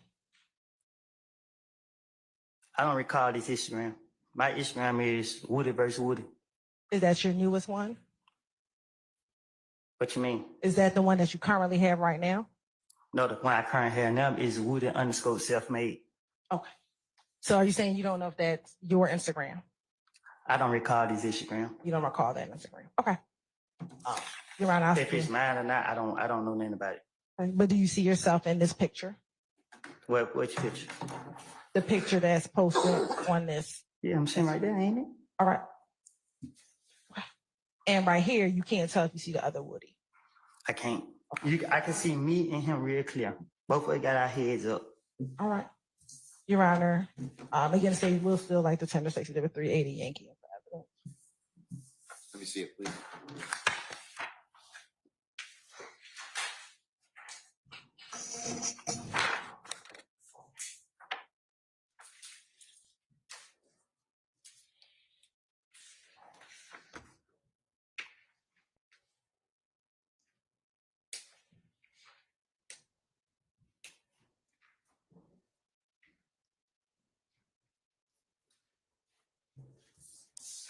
All right, any further objection to 380 Yankee, sir? I don't actually draw my attention to that foundation. I do continue my objection as hearsay.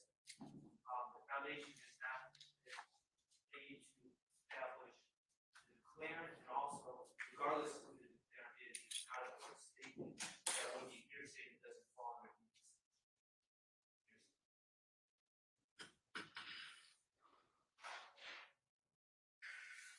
You all approach, please.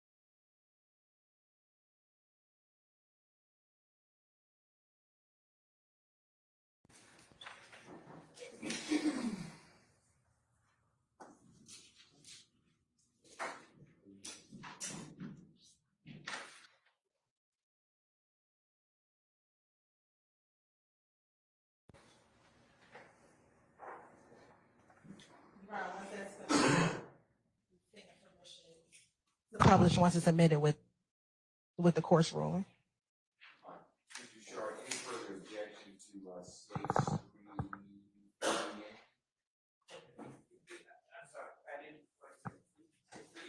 Yeah, 380 Yankee. All right. First, we're gonna publish 358 Yankee.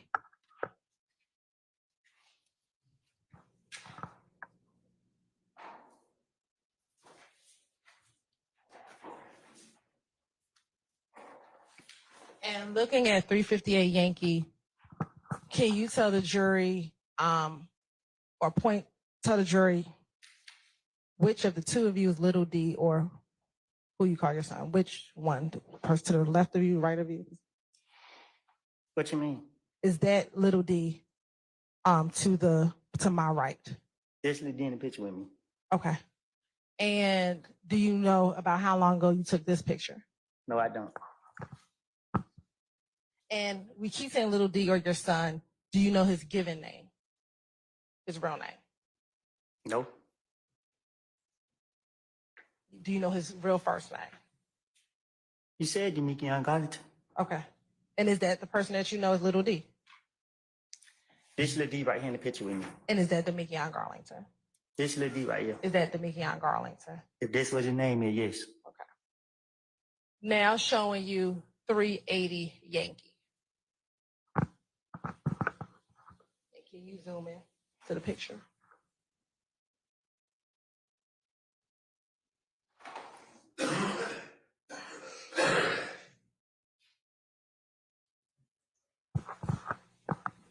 Now looking at 380 Yankee, is that you sitting on the step in a white t-shirt and blue jeans and black and gray sneakers?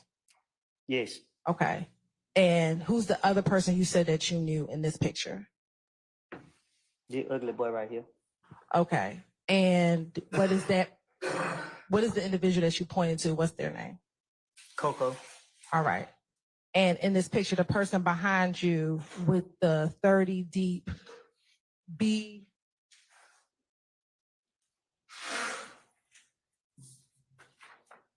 I think it's BITXH shirt on. Do you know who that is? I can't recall who that is. You cannot recall. Does that look like Demekion or Little D?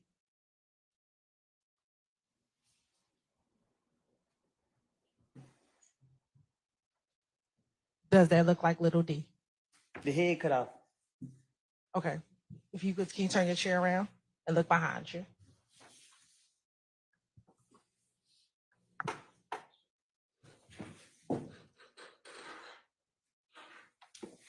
What about it? Does that look like Little D?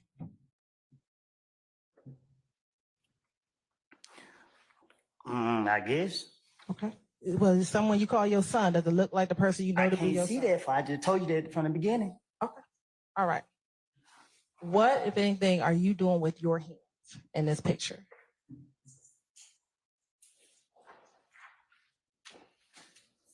No, nothing with my hand. Okay. I want to go back to 358 Yankee.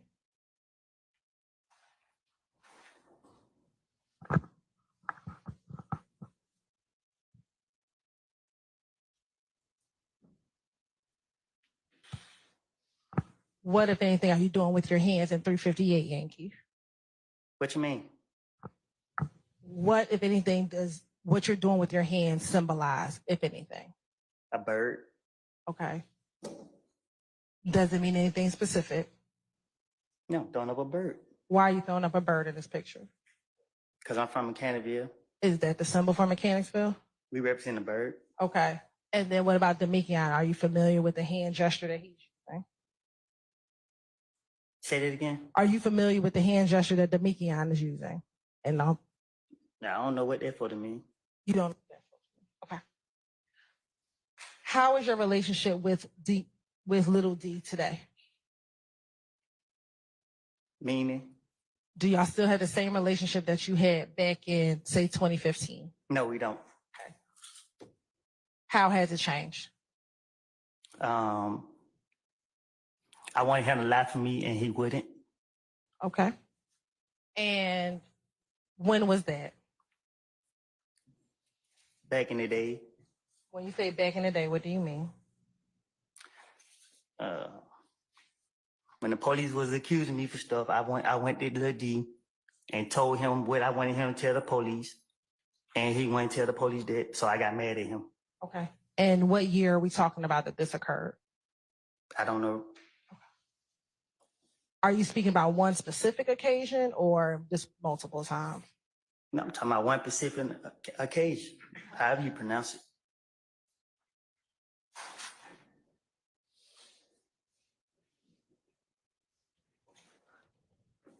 And is your testimony that you have not been friends with him since that time? Now, I have spoken with him, but our friendship ain't been the same.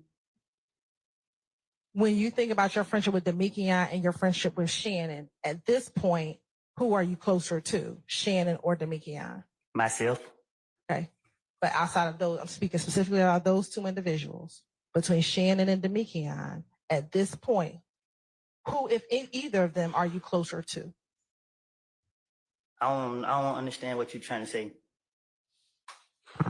You and Demekion that's like your son, right? Right. And you said that the two of you, I'm just trying to clarify for Mr. Copeland.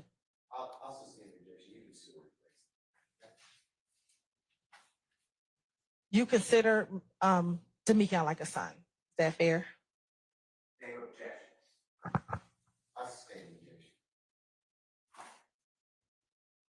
Who are you closer to today?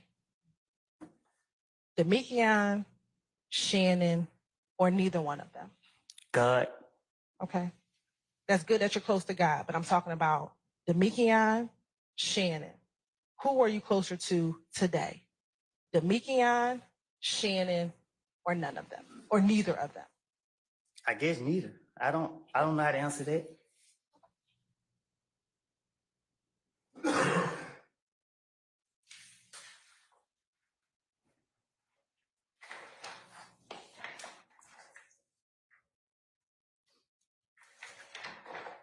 Back in 2013, 2014, 2015, that's the time frame we're talking about.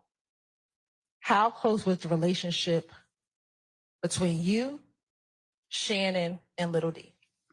It was difficult. You said it was difficult. Right. How was it difficult? You just put 3 years together. So a lot happened within 3 years. So let's first start with 2013. Describe for the jury your relationship with Demikian, Shannon, and Little D. Let's start with 2013. Tell the jury about your friendship and relationship with those two young men back then. As in what? Were you three of you close? Were you not close? Tell the jury about your friendship.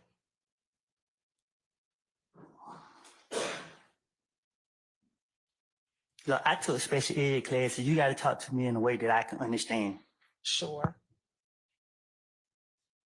Back in 2013, were you friends with both Little D and Shannon? Yes. Okay. How close were the three of you back in 2013?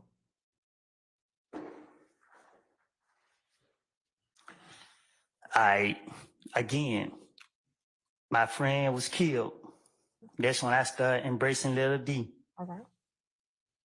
In 2013. When you started embracing Little D, were you and Shannon friends at that time? Me and Shannon was friends, but me and Shannon was not together on the street as much as friends. We was not together a lot. Okay. When did you, Little D, and Shannon start hanging together a lot? 20.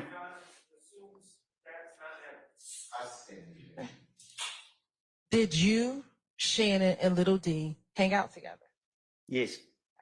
When did the three of you start hanging around each other? The longest I've been out of jail was 2014.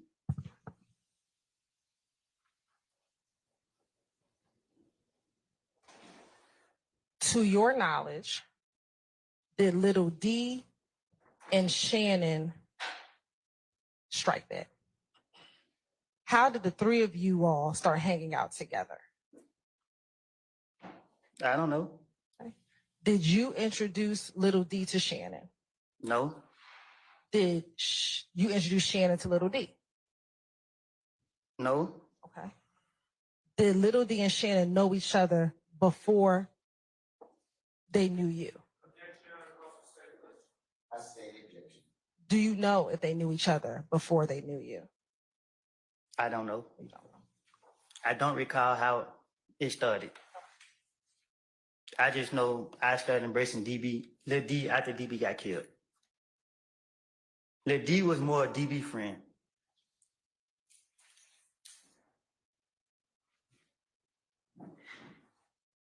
After DB passed, you embraced Little D. Did the two of you start hanging out with Shannon after that? I just said, how could I say this? Me and Shannon wasn't together in so long to be on the street.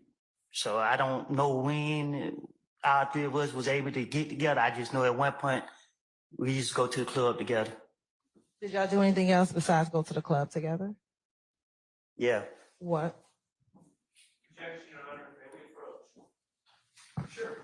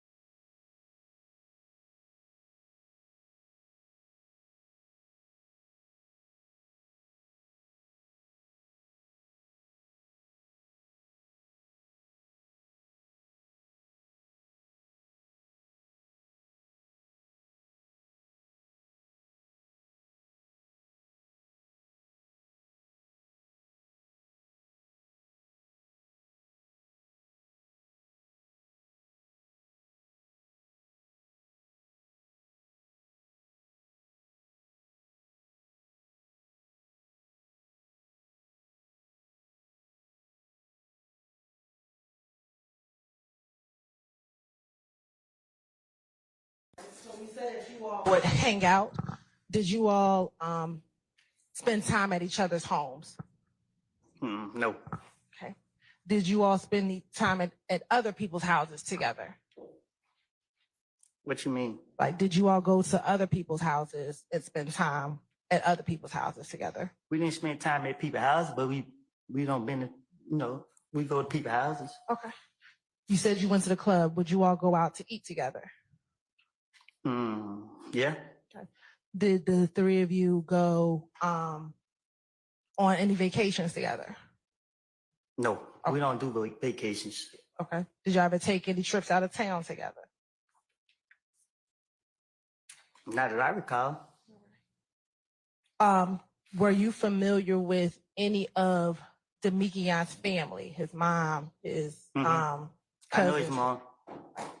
What about Shannon? Did you know his grandmother or any of his other family members? No, I didn't.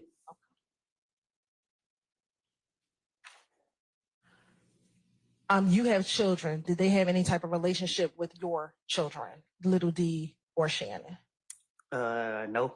Okay. Not that I know of. All right. What about you? Did you ever spend time? Let me back up. Did Little D have children? Ain't no telling. Okay. To your knowledge, does Little D have children? Not to my knowledge. All right. To your knowledge, does Shannon have children? I think so. Okay. Have you spent time? Well, Shannon have children. Yeah. Have you spent time with his children? I have. Okay. Have you taken them to birthday parties? But my relationship with his children is not through him. Okay. Who's it through? Their mother? Yeah. Okay.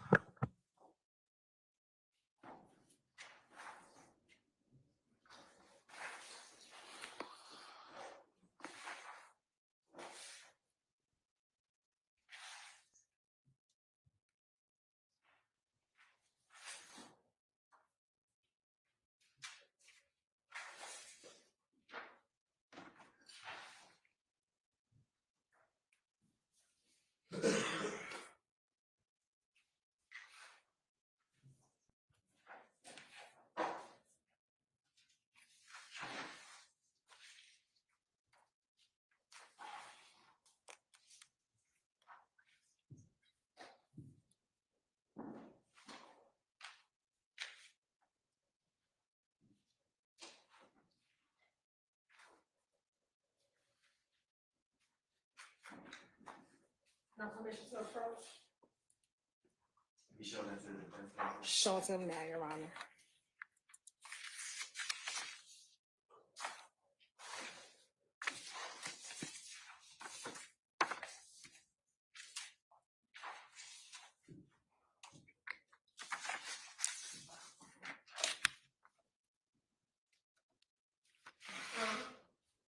You got to look at this one. This one.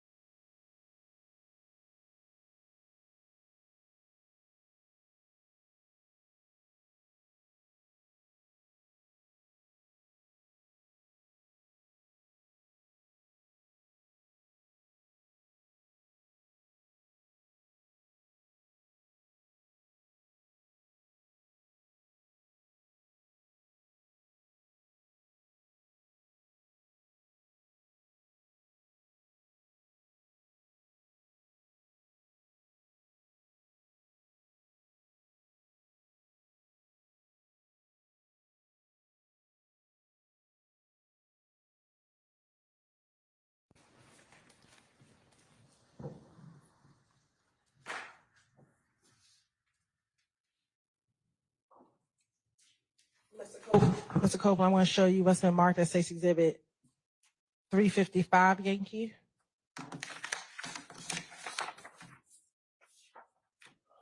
$357 Yankee.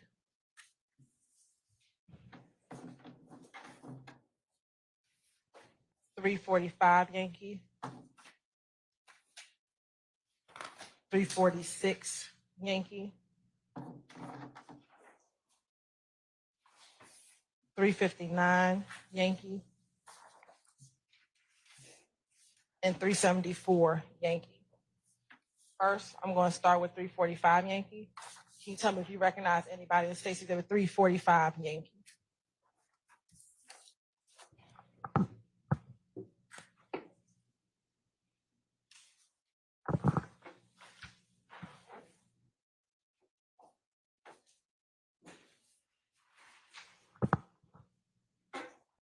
I can't recognize nobody in 345. Do you see yourself in $345 Yankee? The picture blurry. I can't recognize nobody in the picture.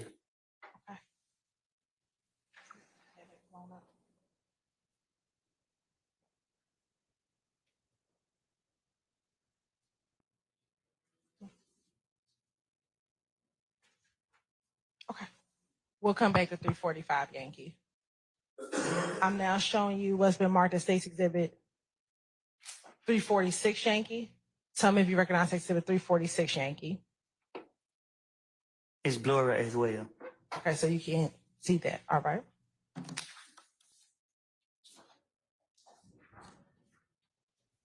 Looking at 355 Yankee. Tell me if you recognize the individuals in 355 Yankee. I do. How do you recognize the people in 355 Yankee? Because it's me. And who else? Is there anybody else that you know? Shannon. Okay. Anyone else? Yeah, and D. All right. Your Honor, this time the state would like to turn the State's Exhibit 355 Yankee into evidence. And objection states 355 Yankees. No objection. I say 355 Yankees admitted. Now looking at State's Exhibit 357 Yankee, do you recognize anyone State's Exhibit 357 Yankee? I recognize myself. Okay. Do you recognize anybody else? It look like D, but it blurry. I can't tell. Okay. Anyone else? Huh? Anyone else? Yeah. I can't tell who this is right there. All right. We'll put that in the blurry pile. We'll get back to that. Next, 359 Yankee. Do you recognize anyone 359 Yankee? Yep. Me, Shannon, D. All right. Your Honor, this time the state would like to turn the State's Exhibit 359 Yankee. And objection states 359 Yankees. I hear none, it's admitted. Thank you, Your Honor. And then last, State's Exhibit 374 Yankee. Do you recognize anyone 374 Yankee? No, it's blurry. Okay, so that's in the blurry pile.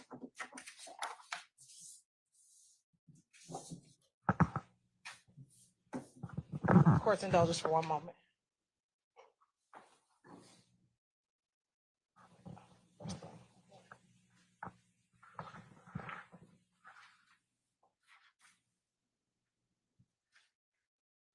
Your Honor, permission to approach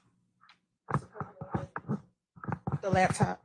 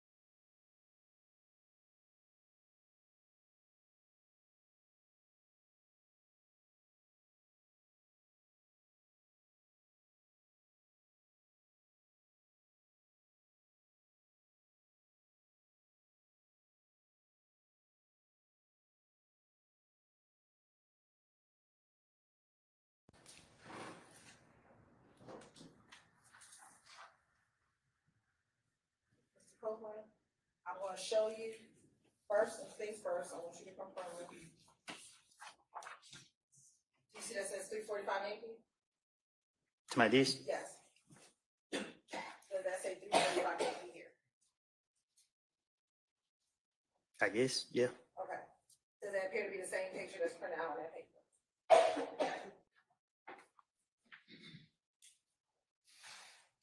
It looked like it. All right.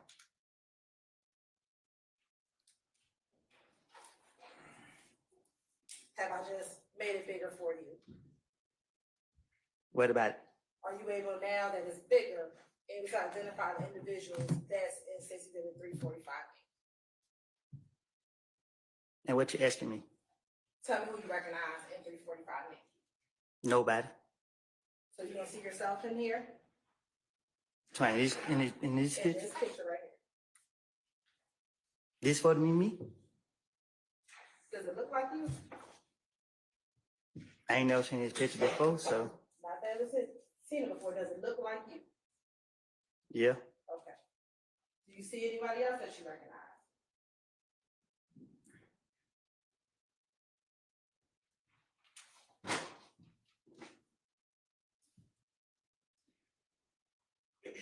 I think they Lil D. Okay. Does it look like Little D?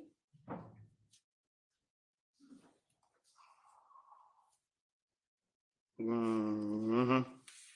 Is that a yes for the record? All right. Do you see anyone who looks like Shannon? No, No. they Lil Rick. That's Lil Rick.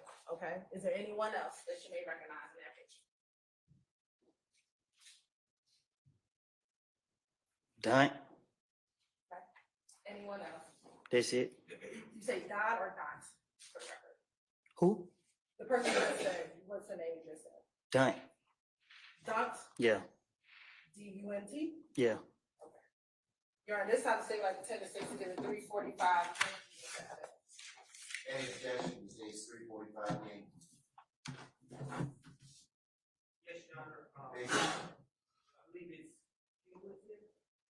Because of photos at this point. That's it. And I have a response to Kim.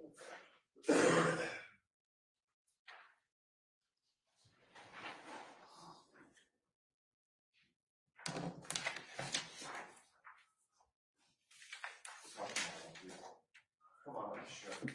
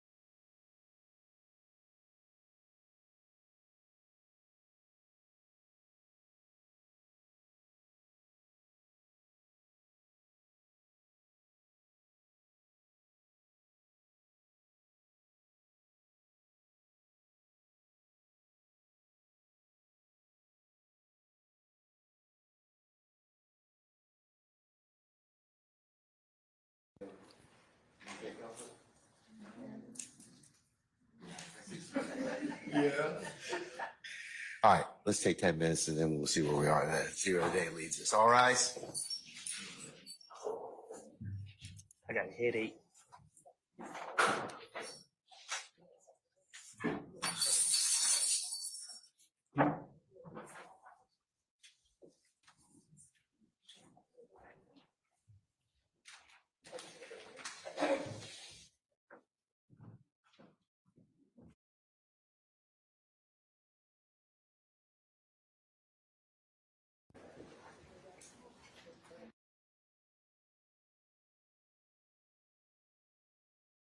We'll be in recess 10 minutes. I might take the fifth.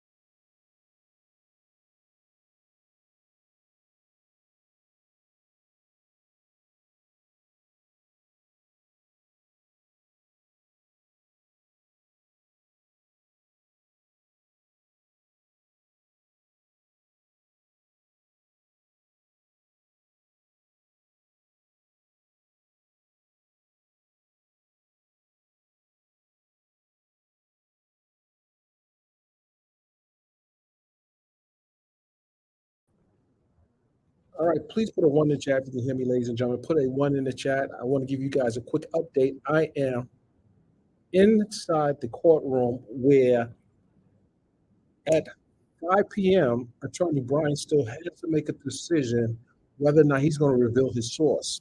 I just stepped out the courtroom after a long day of covering other cases, and this one is pretty interesting. Will Brian Still, the attorney representing Young Thug, revealed to Judge Glanville who was the individual that revealed in chambers conversations. The judge doesn't want to know what the details were. He just want to know what person revealed this. And if that person is revealed, then that person will likely be held in contempt or reported to the bar. I don't know. This is very, very interesting. Very interesting. Hold on, guys. I hadn't been able to go live because I was in another hearing involving rapper Jeezy and his wife Jeannie Mai. Jeannie Mai. Those two have reached a settlement, so no cameras will be covering them because they reached a settlement. Apparently, the conversation started once I let the judge know I was trying to put cameras in the courtroom. Those two, both parties, decided to go to the back and discuss it. As a result, they have settled. They have settled their case. So hold on, stand by, guys, stand by.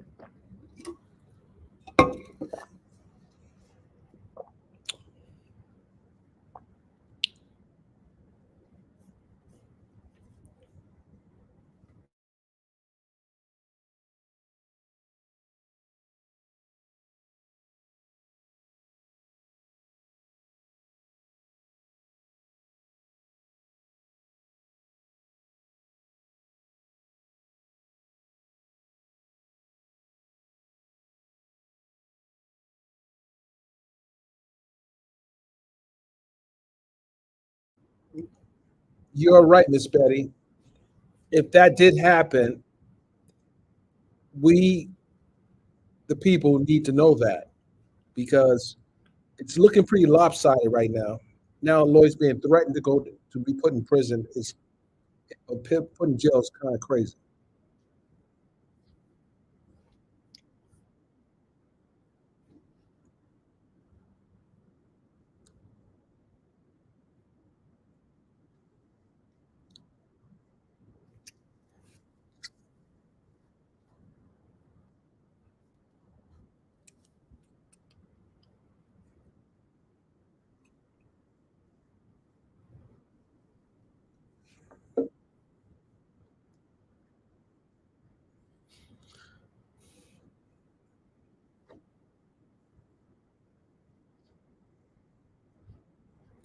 All right, ladies and gentlemen, put a 1 in the chat here if you can hear me. Put a 1 in the chat if you can hear me. We are on a break right now in the YSL trial, and I am also monitoring the trial of Miles Bryant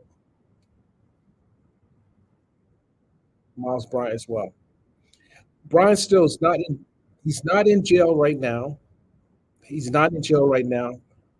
The judge gave him till 5 o'clock or until whenever the case concludes for the day for him to reveal his source.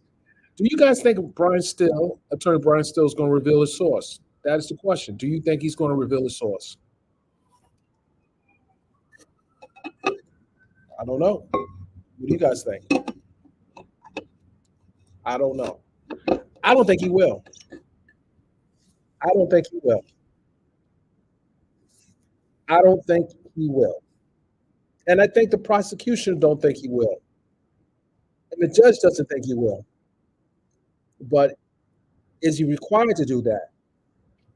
Should he get an attorney to advise him on this?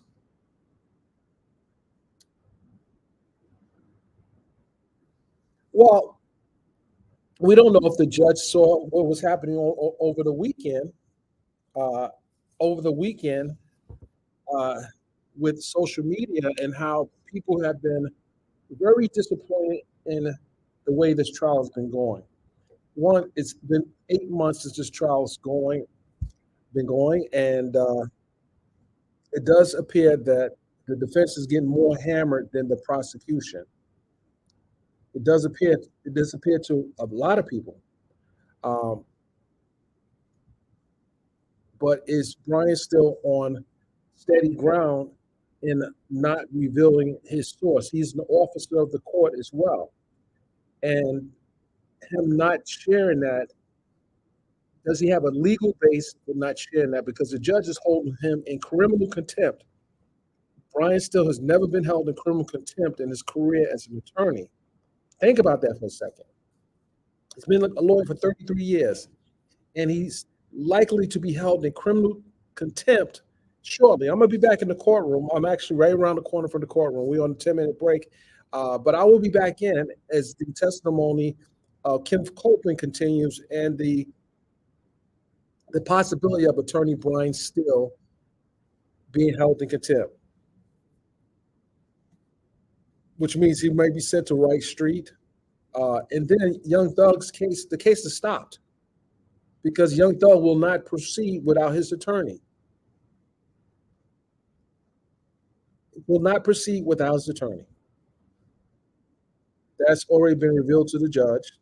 But how does this look? How does this look?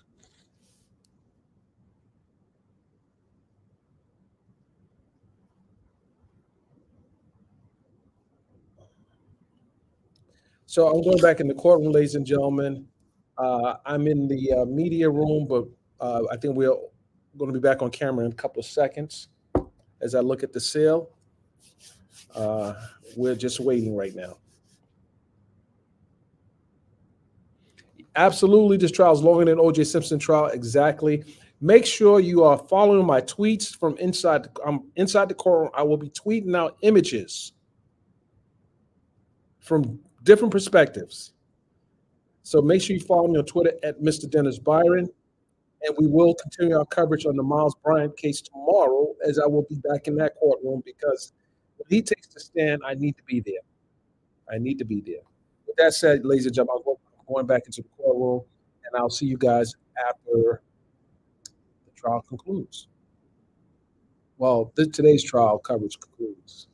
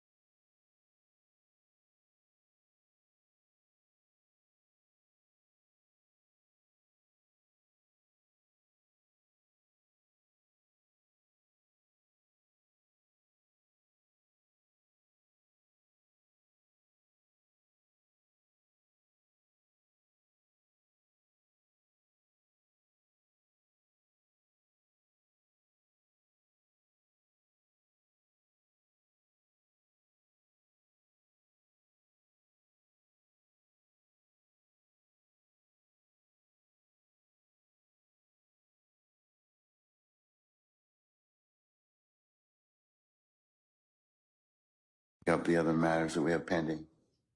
Yes, Your Honor. All right, summon our jurors, please.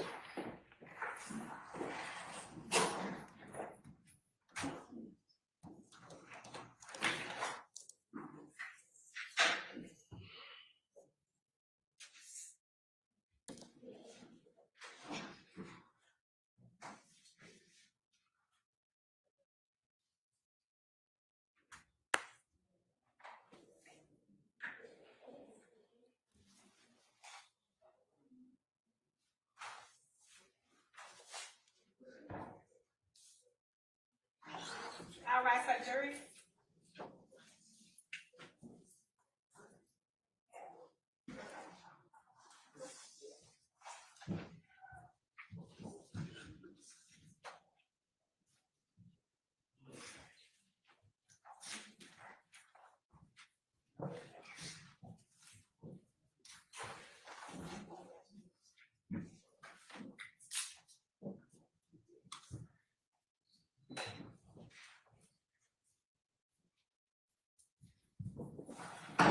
Your Honor, all jurors are present in the county clerk. All right, ladies and gentlemen, please be seated.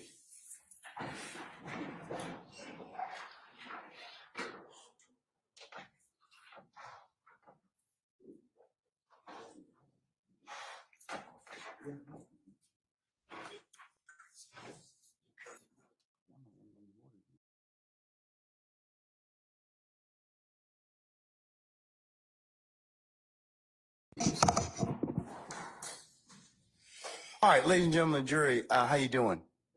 All right, listen, it's as you can see now, the hour is almost 6 o'clock, and there's some things we had to take up. So we're going to recess for the evening. Okay, so tomorrow morning, 9:30 for an anticipated 10 o'clock start time. All right. Any ministerial inquiry of me? Okay. All right, ladies and gentlemen, let's go through your customary nightly admonitions. Okay. Remember, as you leave here today, remember to leave your notepads in the basket. Do not discuss this case in ones and twos or back there as you are in your deliberative, I should say, in your headquarters at your deliberation room, or as you're going back and forth to your homes of residence in our great county. Also resist temptation as well to even as in ones and twos for you to discuss the matter. Remember, I told you that it would be a violation for you to recap or otherwise handicap the testimony as you sit back there, because remember, you can only consider this case properly and lawfully, bless you, at a time and place and space that the court kind of tells you you're able to authorize you to do that. Remember, you cannot seek the advice of any third parties, any third party websites, any research or reference materials, any other things that would allow any extra information. Okay. Remember as well that if anybody should talk with you about this case in your presence or hearing, you need to, of course, let myself and Sergeant Ingram know immediately. And remember, you cannot go by any scenes that may be depicted or may have been talked about during this case at all. And remember, you can't take any pictures, discussions, or anything. So it's just that you're supposed to consider only what's been presented in this courtroom. All right, ladies and gentlemen, as well, thank you for your patience. Thank you for the attention that you've given this matter and the attention and patience you'll continue to give this matter. And unless you have any other ministerial inquiry of me, I'm going to release you till tomorrow morning at 9:30 for an anticipated 10 o'clock start time. Okay. All right. All rise for our jury.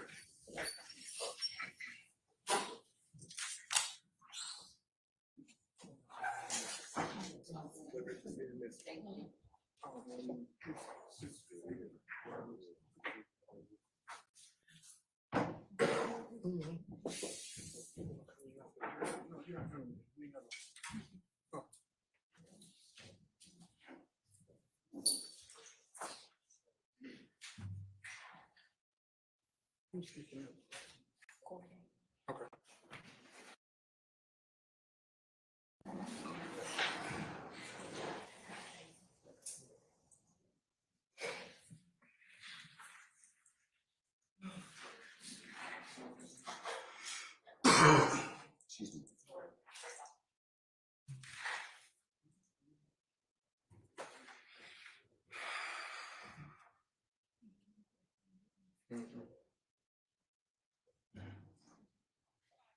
All right,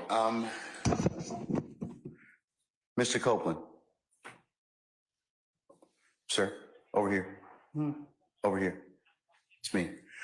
The state has filed an order of request asking that you be relieved of your custodial portion of this particular contempt on the condition that you just continue to come back and give your testimony, okay?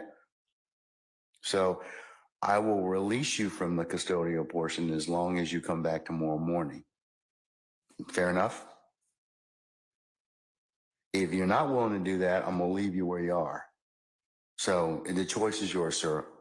The state's asked me to sign the order saying, hey, if you'll come back tomorrow morning, all I want to know is that that's the case. I'll be back. All right, 9:30 tomorrow morning, okay? All right. All right. All right, we can let Mr. Copeland be released and processed. Say again? Yes. I'm weak, man. Y'all can see me when I get out.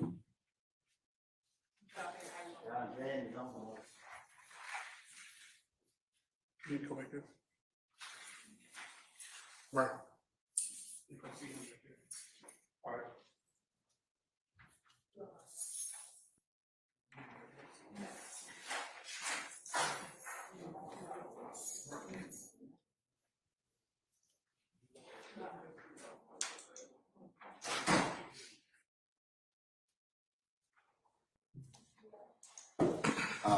That order, I'll go ahead and sign it, and I'll also make a copy of it as the next court's exhibit in order, and we'll e-file it this evening, okay?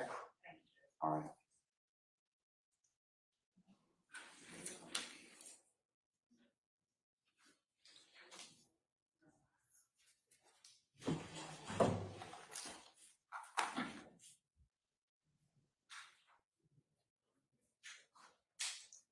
Okay, Mr. Steele, are you willing to tell me at this point in time who it is that disclosed this information to you?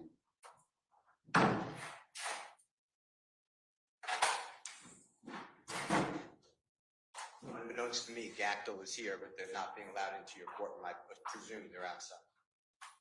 So I'll wait on them to come in. I'm asking you, sir, because the contempt is for you. It's not to the Georgia Association of Criminal Defense Lawyers. Well, I didn't call them, but. Okay, and I mean, and that's, Let me just finish. okay. Because you said to me that you figured out somebody told me this information and you somehow said that it's privilege, which I can't imagine, or I eavesdropped. So to me, eavesdropping is a Title 16 crime. So they brought down lawyers. But they brought down lawyers. The lawyers are not allowed into your courtroom. It's not on. No, we just. Or they're not in your courtroom. We just don't have any space, Mr. Steele. And plus, they're welcome to go to 8H. I mean, I told Sergeant Ingram that we can let in as many as we possibly can, that we'll fill up our benches at this point in time, that won't violate our security protocols, but that 8H is available. And 8H then has to have a right to counsel because they're here, and I'm not going to. Do you have an attorney that's here for you, sir? Sure. Ashley Merchant is here. She's the president. Okay, all right. Well, we'll let Ms. Merchant in. That's fine. Ashley Merchant. Yeah, Ashley Merchant. All right. Ms. Merchant, good to see you as usual. I have told your client, you represent Mr. Steele, is that correct? Yes. For the purposes of the contempt, I've entered the order. I've entered the contempt already. I'm entering the order. I'm about to enter the order. I've held him in contempt earlier from today's proceeding by him not telling me who it is he got this information from. I'm not asking him for any of the sum and substance of the communication. He's been disclosing that, however, and that's why I kind of want to know who told him that. So if he tells me who it is that disclosed that to him, he will be able to purge himself of that contempt, and he's done. That's the only thing I'm asking for at this point in time. If not, then as you well know, as a criminal contempt, there's no supersedes bond, there's no appeal, and I'm going to put him in custody for this evening. And if he wishes to, which he can still purge if tonight Keith Adams emails me or you email me and tell me, well, it was X. So he can, I'm going to give him as much flexibility to purge himself of this contempt. Only thing I want is because of the way this information was disclosed, it is troubling to the court and is very, since it was a ex parte communication. We won't get into the merits of everything else that Mr. Steele has proffered and everything else, but that's the only thing I'm trying to do at this point in time. So I've asked your client for the last time if he would tell me who it is that disclosed that information. Judge, can you come up to the microphone? Sorry. Please. Where would you like this? Microphone, it'll pick up, madam. Thank you so much. Just for the record, Ashley Merchant. Which one? It'll turn green. Yeah, it'll turn green. Yes, ma'am. Is it on now? Yes. Okay, great. Thank you. Judge, just for the record, is the criminal contempt, is it criminal contempt that you held him in? Yes, ma'am. Okay, and you said you had a hearing earlier today. With criminal contempt, I told him what the contempt was, and that was he refused to tell, order of the court. If counsel, as you know, if the court orders you to do something and you don't, that's criminal contempt. So I've asked him several times, please just tell me who it is that told you.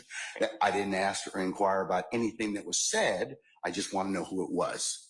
Because he's got too much detail of this particular alleged conversation for the court to be concerned about it. So. And Judge, since it is a criminal contempt, he is entitled to due process. He's entitled to a hearing, entitled to an actual show cause, entitled to the allegations actually written, entitled to a witness list. We're entitled to present our own witness list. And notice of that. Criminal contempt is different. It is on the spot. So he's gotten the due process he's going to get. That's on the spot.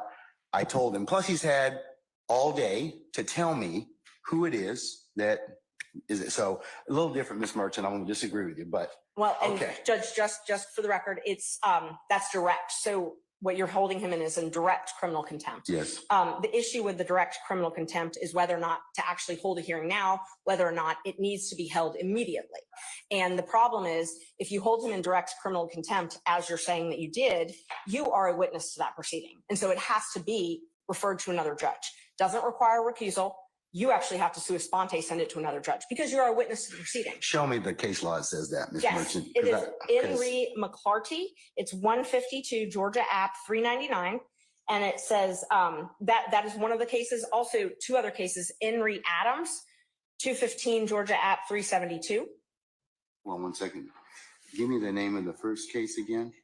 Henry what? Do you want just the number, Judge? Yeah, I would. Thank you. 215 215 Georgia App Georgia App. 372. Okay. Also 215 Georgia App 349. Okay. That's Adams and Hasty. All right. Let me take a look at those.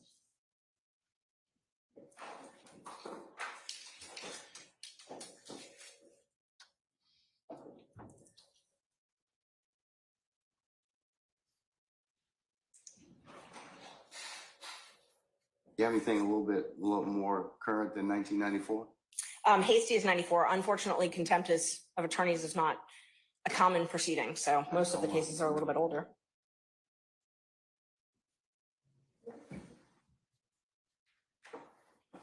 But I do have other.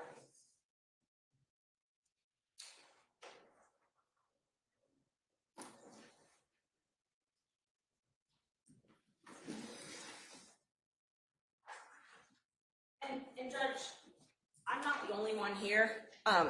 There's quite a few other lawyers that want to be present in the court. There's about 20, 25. The challenge is I have space allocations, as I told you. So you can, like I said, since you are representing him, that's fine.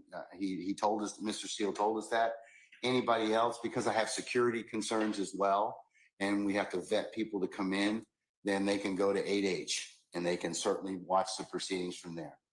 And Judge, for security purposes, they're all attorneys, they're all members of the bar. I can give you Still all would their have- names. They still would have to be searched and still would have to be subject to the court's protocols. And also, there's room in the jury box and then there's room in the courtroom. So we would ask that they be I allowed to. don't want them in my jury box, okay? No. I understand.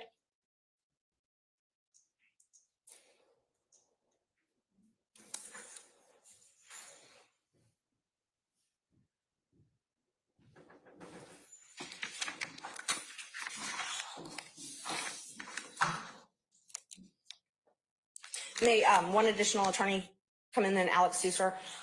And we're here on behalf of Gactel for our strike force. He is the chair of the strike force. I'm the president of the Georgia Association of Criminal Defense Lawyers and also a member of the strike force. So can he come in as another attorney co-counsel? Yeah, I certainly may, sure. Great. Alex Susser. Alex Susser. Thank you, Judge. Henry Adams, it has two issues. One is the motion for disqualification. Okay. And that's, and I think the judge went ahead and did some other things that caused there to be that issue presented. So I don't think, Adam, I'm gonna take a look at the other case. That was Henry Adams. That was 215 Georgia 372. I'm gonna Yes. look at the other case just a second. And there's several others when you're ready.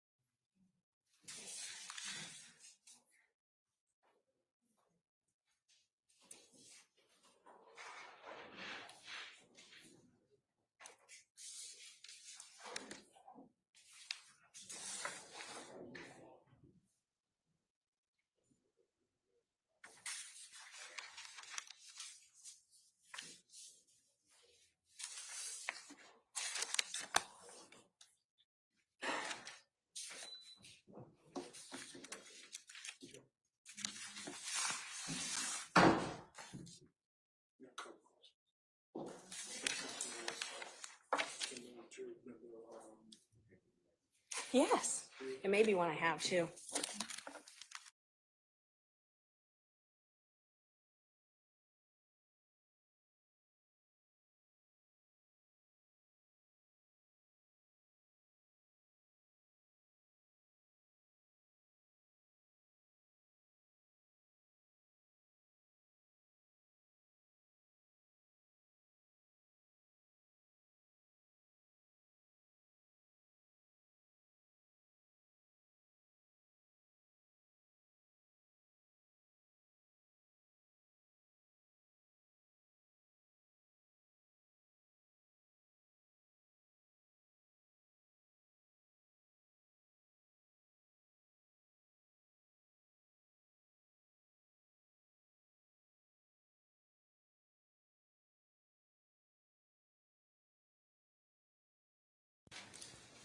Hasty's conduct didn't rise to a level in this system warrant summary contempt by the court. That's the difference with Hasty than in this particular case. So And I distinguish your two cases that you've given me thus far. oh, those were only the initial two. I had a couple others. Okay, go ahead. As well. Yes. So Ramirez versus State, it's 279 Georgia 13, 2005. It also You said 279 Georgia what? I'm sorry? Georgia 13.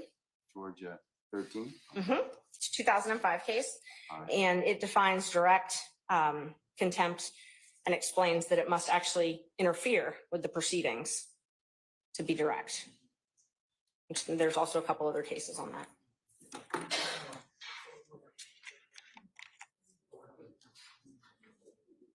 See, but you all are covering under, let me see. I'm sorry, Judge. Hold on. Just a second. Pardon me.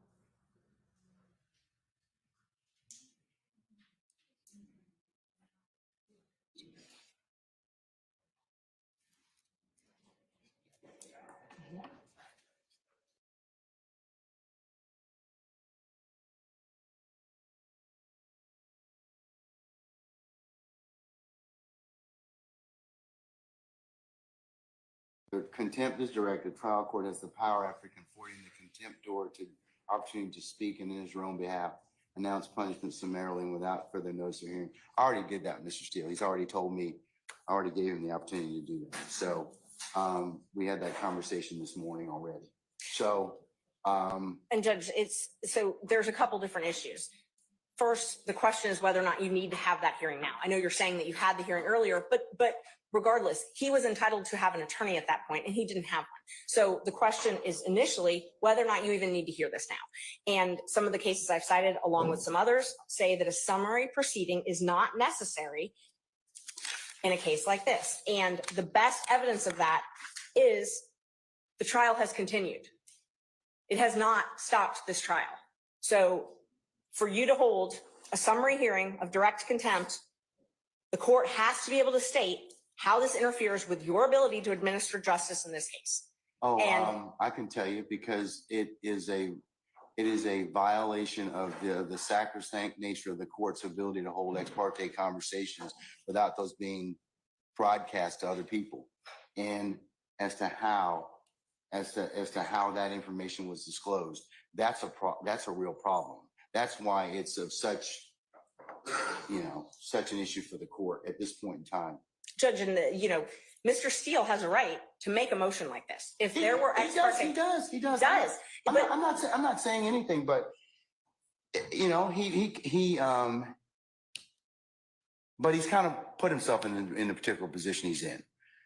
No, Judge, I don't agree. I believe that I'm gonna disagree with you. Okay. I believe that the court has put him in that position. No, he cannot be held in the law states McClarity, which I cited to you earlier. And it's true that direct summary contempt, which arises in the presence of the court, intends to scandalize it and or hinder, obstruct the orderly process of the administration of justice.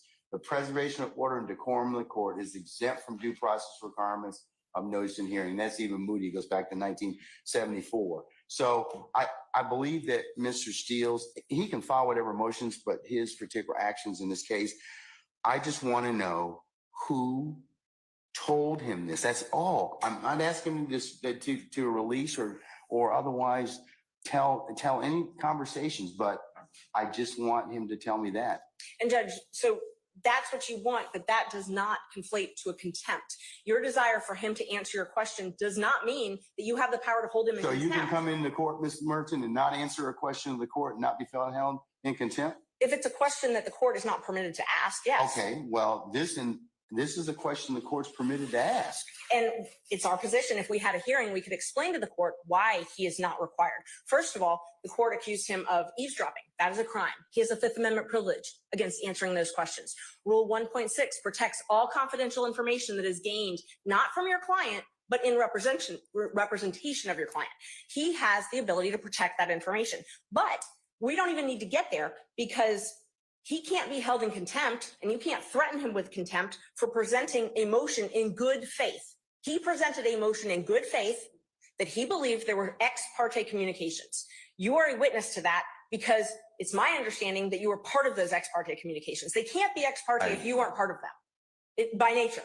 Okay. Well, you have to be involved. Therefore, you have to be a witness. So you are a witness. You cannot also. But you got the information. But here's the thing. You got the information allegedly from an improper methodology. I'm not saying that he eavesdropped. Okay, I said that one of the things is it's either one of two ways.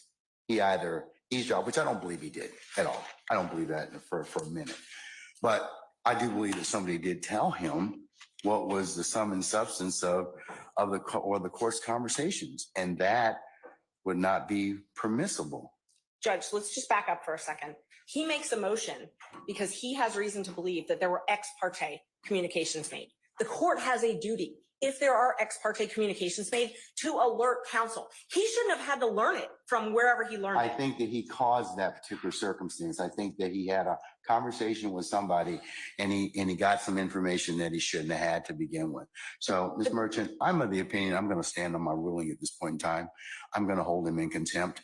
So at this point in time, is there anything else you want to tell me? Yes, Judge, there's quite a few other things. So first of all, we would ask for you to be recused from this case because you are a witness necessarily. It cannot be an ex parte proceeding without you being a witness to this. So you are a witness to this proceeding. Therefore, yes, to the contempt. To the contempt. You are a witness to the contempt. So you have now, and if it's criminal, which is what you're saying it is, Mr. Steele is entitled to all the same due process rights that Mr. Williams and every other defendant in this courtroom is entitled to. He's entitled to those. One of those is to have a fair and neutral judge decide his case. One of those is to have a judge who is not also a witness in the proceeding deciding whether or not he's in contempt. This needs to be heard by a different judge.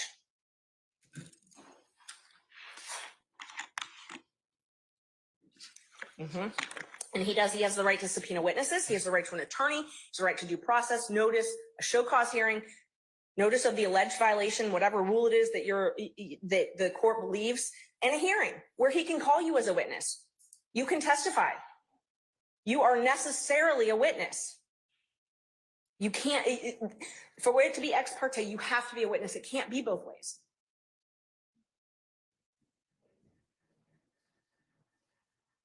I'll let an appellate court decide that. So, anything else? No, we'll file a notice of appeal. And Okay. we need Well, to have the order reduced in writing as well. I'm going to do that right now. I will state for the record at this point in time that Mr. Steele has in fact, or has filed, and I will note this as part for the record in this case.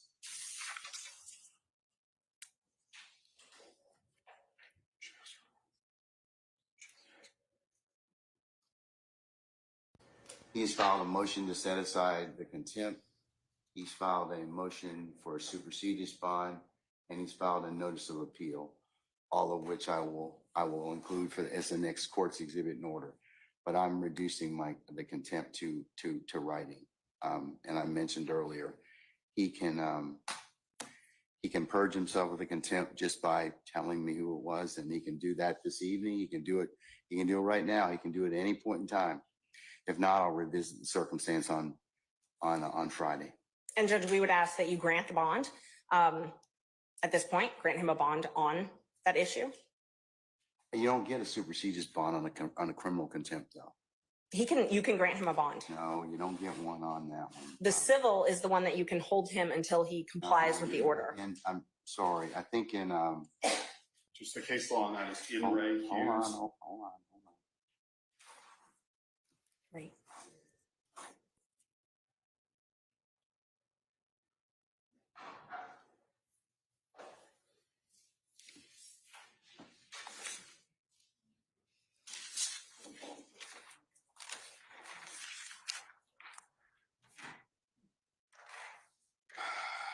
The superseded bond requirement does not apply in the contempt in the presence of the court during the progress of a proceeding OCGA 5-6-13 Bravo.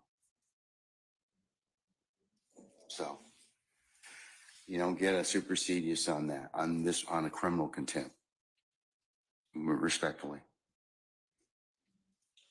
So Judge, just to clarify, it's your ruling that this is a criminal contempt that Mr. Steele has committed, not a civil indirect contempt.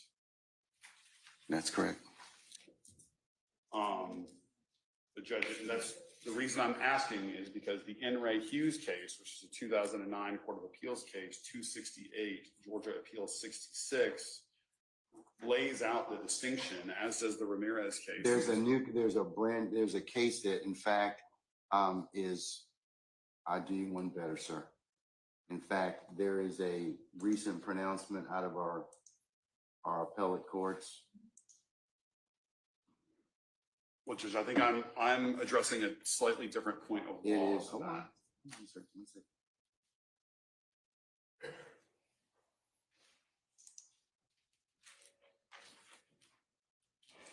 Give you two cases. One is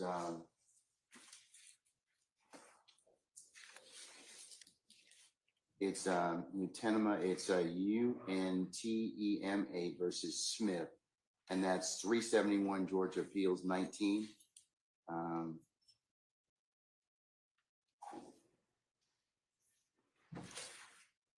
Which was decided March the 12th of this year. It covers the differences between the types of contempt.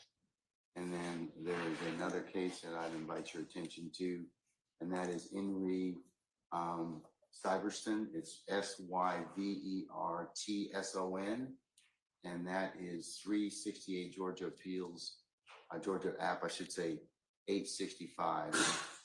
And that was decided July 31st of last year. And Judge, I'd just like to point two things out. The statute that you were citing about the supersedious, it only says it's not mandatory. You still have discretion to grant him a supersedious bond. The other, I'm not going to grant a supersedious. and so you definitely have the discretion to grant him a supersedious bond. The other issue is if it is a criminal contempt and you are finding him guilty of criminal contempt, then we have to have a sentence imposed. Now, civil is where you get to hold him until he complies. No, Criminal is where you get to impose a sentence, maximum 20 days and $1,000 fine. So if you're going to incarcerate him under a criminal contempt, he's got to be sentenced. Well, his contempt is as long as he, when he tells me what the basis of the conversation was, who, I didn't ask what, but he tells me that, then I can certainly, he purges himself of the contempt. Then that's civil, Judge. That's civil contempt. That's civil. Judge, and that's I respectfully, I would point you to In Re Hughes, which stands for the same point of law. Civil contempts impose punishment as a means of coercing future compliance with the prior order of the court. Here, the prior order of the court presumably is that you have directed Mr. Steele to answer the question, to disclose the information as to who is his source for knowledge of this ex parte meeting that occurred earlier today. Criminal contempt imposes unconditional punishment to punish the act which has occurred in the past and cannot be purged. It is not capable of being purged, in which case what Ms. Merchant said applies, which is that there is a 20-day maximum sentence and $1,000 fine. It is, for all intents and purposes, a misdemeanor offense, Judge, which is why the enhanced due process protections apply to that. Now, Mr. Steele has indicated to us he does not believe that he can answer the question without violating his duty of loyalty and duty of confidentiality to his client. So he is being placed in a position where he's either going to jail or he's going to commit an offense that will put his license to practice law at risk.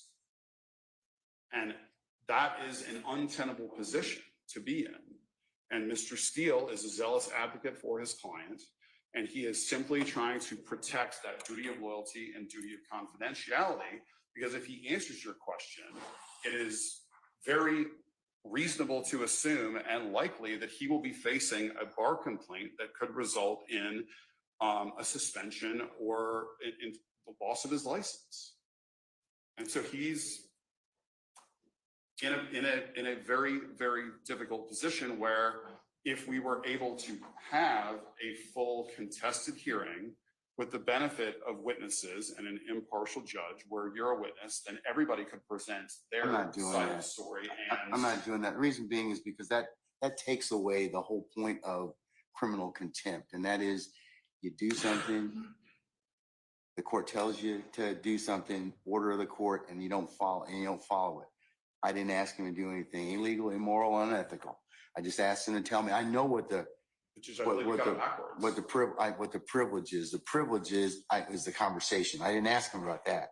I wanted to ask him about who, the person, okay, I'm sorry. Sorry, Mr. Steele has indicated to us that he does not believe he can answer that question without also violating the privilege. Okay. And Judge, that's why we're trying to figure out if it's criminal versus civil. So the issue is you're picking and choosing. You're saying, well, you get the bad side of criminal and no bond, but I really am actually trying to punish you civilly, which is when you hold someone until they comply. Okay, let me think about it just a second, okay? I'm gonna take 5 minutes out. I'm gonna think about it. Thank you. Okay, all right. So we'll be in recess about 5 minutes.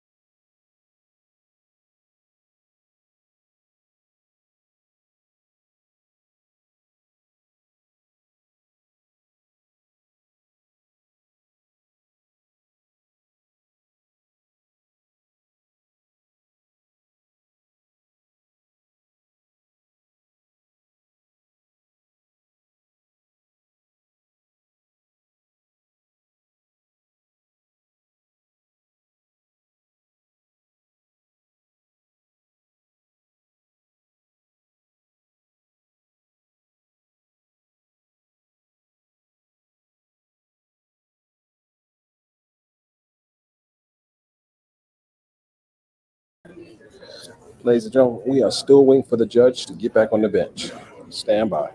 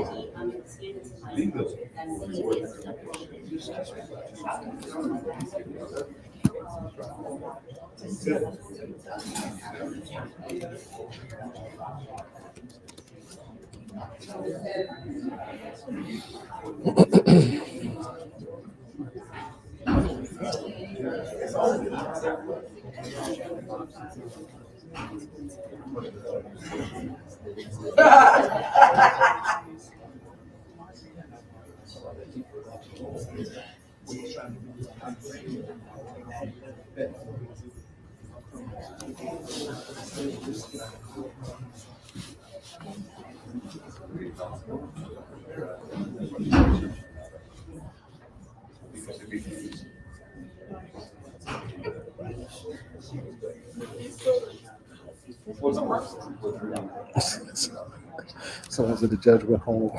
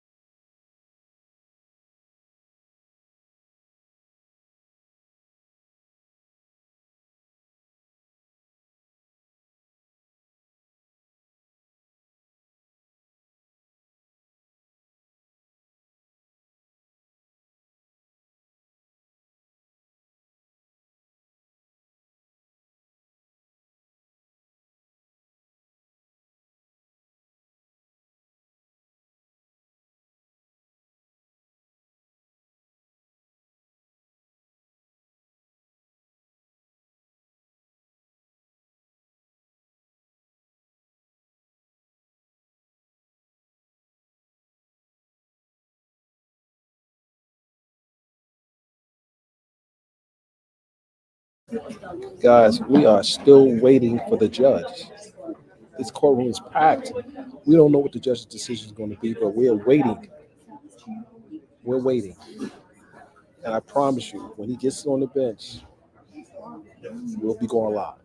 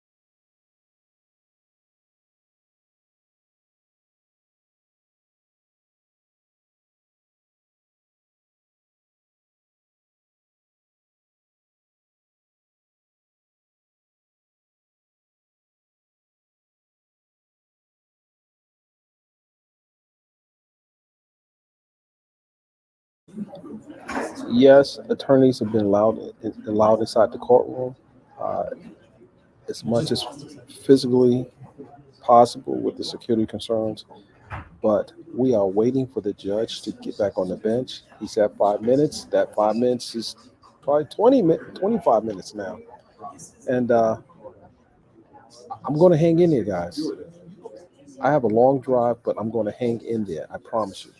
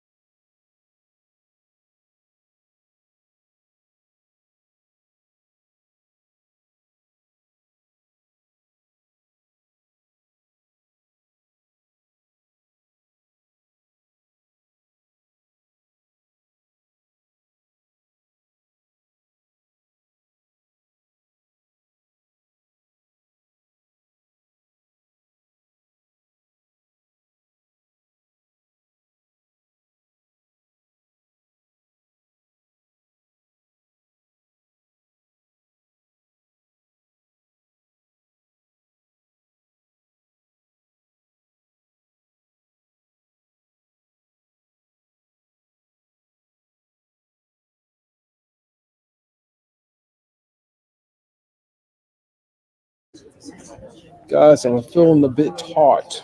I feel a bit tart. Please support the channel.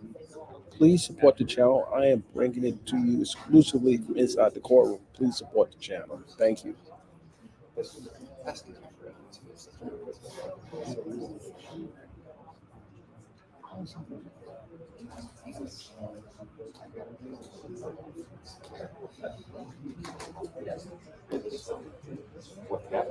They were trying to cheat me because I was somebody give somebody else give somebody else, and now they try to give us. But well, together, because I'm an expected both and I only own a family home, and they were just getting like sick. Yeah. But again, I'm probably getting cheated. Probably cheated more than but anyway, that's one thing. That's kind of afraid about.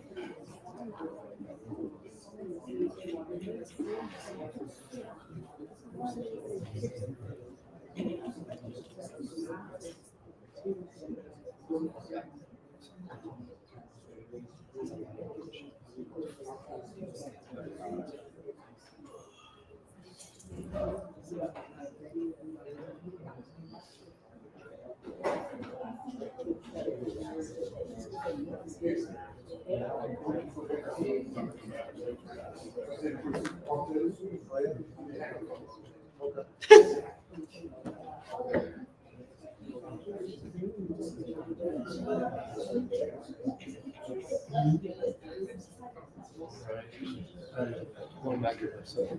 Go right to the dark side.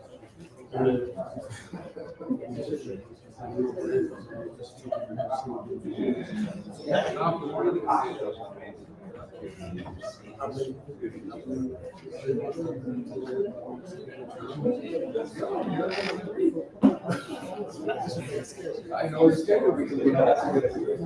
They don't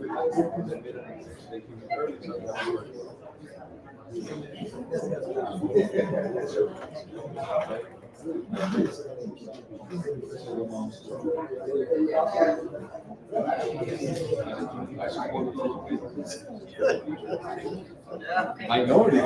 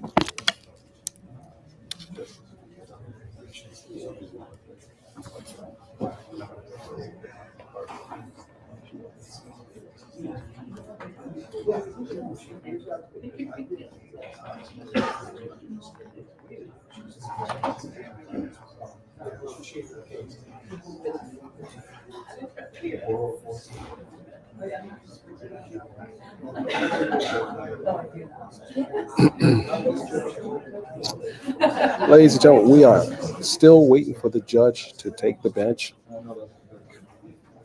We have some movement. Okay, no, we don't. No, we don't. False alarm. We don't have any movement.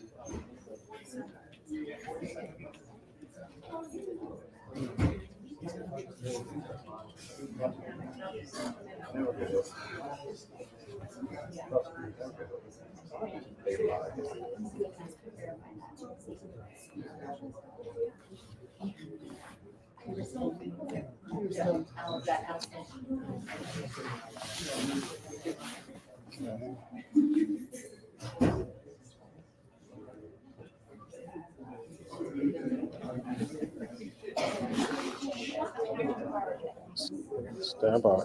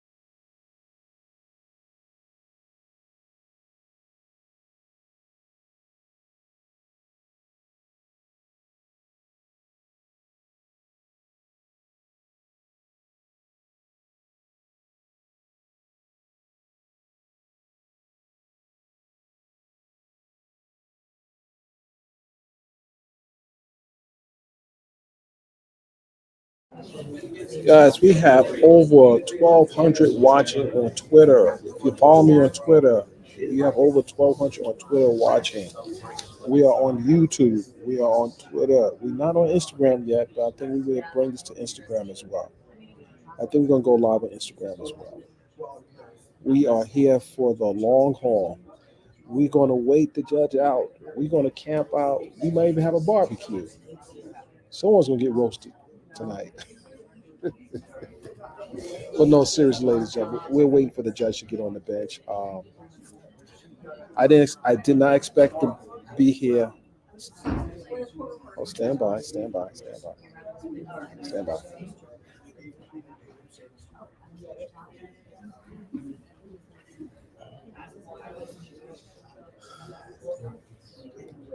think we had something.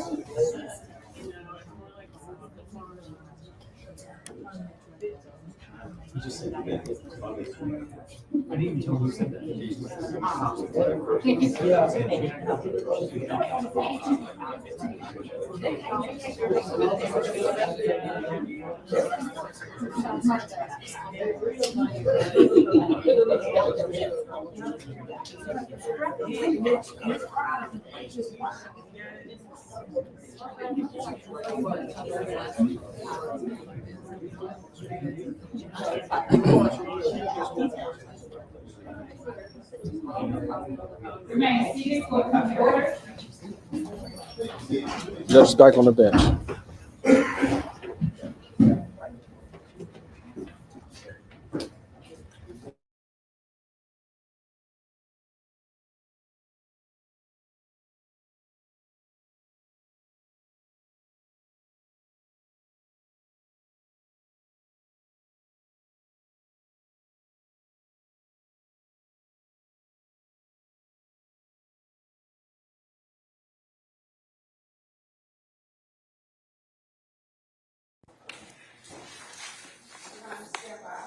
All right, thank you, madam.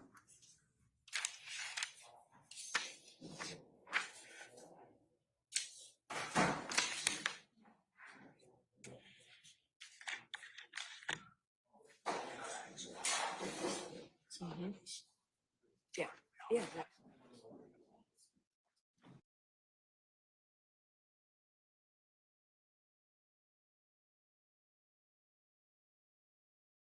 It's what we use in our bonds.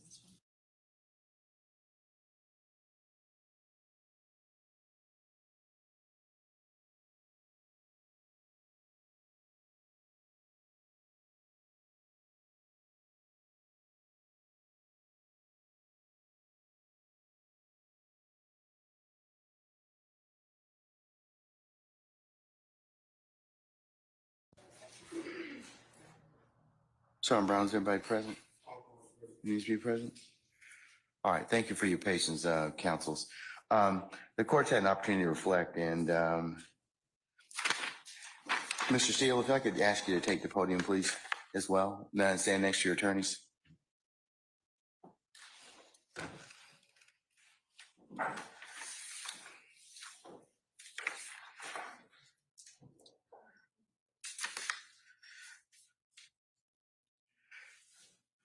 Okay, Ms. Merchant, Mr. Steele, and I apologize. Mr. Susar, Judge. One more time? Susar. What, spell your last name for us? Susor. Sierra Uniform, Sierra Oscar. You're a good man. Good man. Okay, all right. Okay. All right. Thank you, sir. Okay, Mr. Schuster as well. All right, councils, I've made a clarification or to the order of contempt. Mr. Steele, I am going to hold you under, still hold you in summary criminal contempt pursuant to OCJ 15-1-3, subpart 3, for your failure to comply with my earlier order to today. I'm going to order that you be taken into custody, incarcerated in the Fulton County Jail for no more than 20 days for this contempt. Those 20 days consisting of every weekend for the next 10 weekends.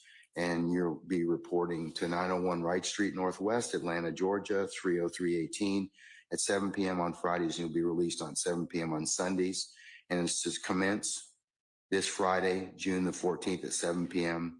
and not to end until Sunday, August the 18th at 2024, 7 p.m., subject to further order of this court. And that will be entered and e-filed.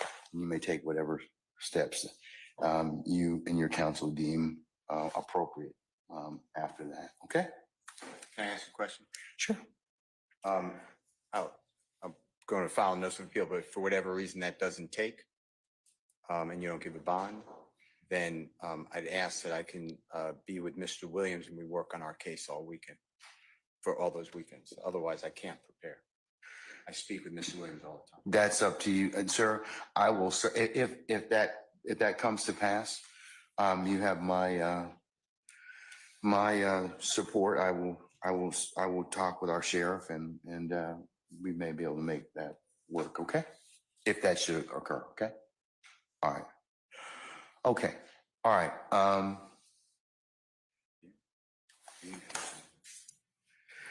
All right. Is Miss Councils, I'm done with this unless you have anything else. All right. Thank you. Thank you, Miss. Thank you, Miss Merchant and Mr. Schuster. Thank you. Okay. All right. Did we get a copy of that? Yes. In fact, the clerk is going to file a it's going to be e-filed. It'll be on the e-file system momentarily. You should be able to get a copy of it from there, directly download from there. And Judge, Ms. Merchant and I will file entries of appearance on behalf of Mr. Steele. Sure, that would be great. Thank you so much. Okay, all right.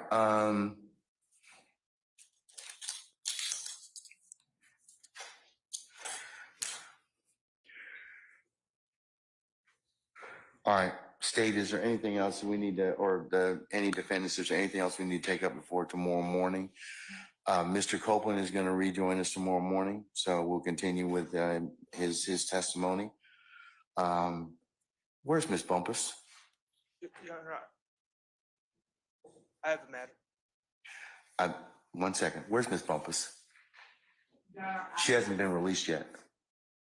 I'm not certain, and Ms. Hilton is attempting to determine her whereabouts. All right, if you could call her, Miss Hilton. Thank you. All right, Mr. Sharp, sir. Your Honor, I have to prepare for my cross-examination of Kenneth Copeland over the next few evenings. And I would ask once again for the court to release the transcript of what occurred earlier today so that I may prepare my cross-examination. I'm not going to do that, sir. Not at this point in time, respectfully. Okay?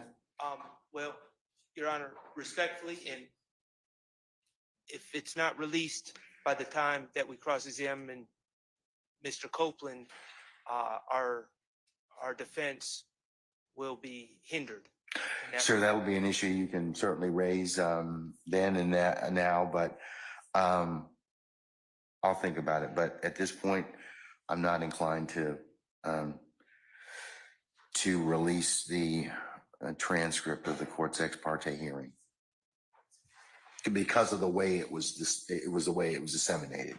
That's why I'm not inclined to do it. And I would also, I understand the court's ruling. I would also ask for the release of any audio tapes regarding that hearing as well.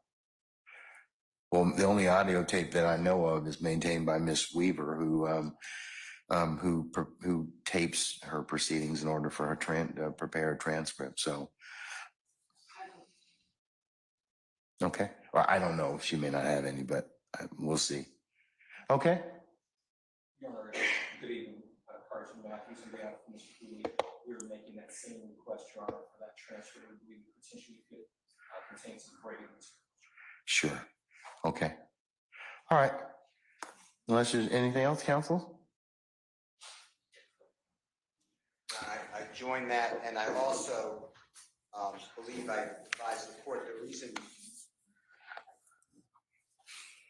that I also want for confrontation cross-examination is supposed admissions Mr. Copeland made about our case outside our presence, and based upon information and belief, the court handed Mr. Copeland allegedly the long false swearing and perjury.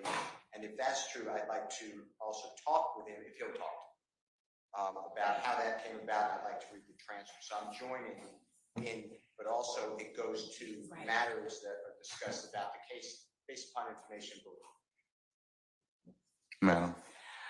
Your Honor, there was no matter to which either counsel for either of the defendants was a party. There was no matter to which either defendant in this case was a party that was had or held outside this courtroom. So we would ask that the court deny what is being requested of the court, because that is something to which neither defendant is entitled. Your Honor, the witness is on the witness stand. Your Honor, the witness is on the witness stand. The witness is testifying under the RICO Act, which covers all of the defendants. As I understand upon information, believe that that particular witness has stated again on Friday that he was not going to testify. Today, it was a different scenario. And based upon it, Your Honor, we believe that we should be entitled to that on the Brady, because we believe it's potential Brady material. All right, sir. And it's covered under the RICO statute. He's testifying against all of these defendants under RICO. So we all are part of this witness's testimony. Your Honor, I would additionally point out that the question to which Mr. Copeland asserted a Fifth Amendment privilege was, how old are you? On Friday. Yes. Yeah. All right. I'm going to deny your motion, at this time, Mr. Matthews. Your Honor, I don't understand the state's argument that we are not a party. This gentleman was sworn in as a witness against all of our clients. He is sworn in as a witness specifically against Mr. Stillwell. Conversations with that gentleman were occurring apparently ex parte without our knowledge, without my client's presence. And I don't understand how the state with a straight face can possibly say we are not a party to matters concerning a witness sworn in trial to testify against our clients. We are certainly a party. Okay. And we were denied the right to be present. All right. Thank you, sir. I'm still going to deny it. All right. Anything else? We would ask for a copy of that transcript since it's relating to the contempt. So we will be asking for that in the court order as soon as this court order, since that is. It's an ex parte matter, so you're not going to get it unless the appellate court wants to see it, if it's accepted. So, but I'm not going to give it to you at this point in time. I assume the Harvey rule applies. Yes, sir. All right.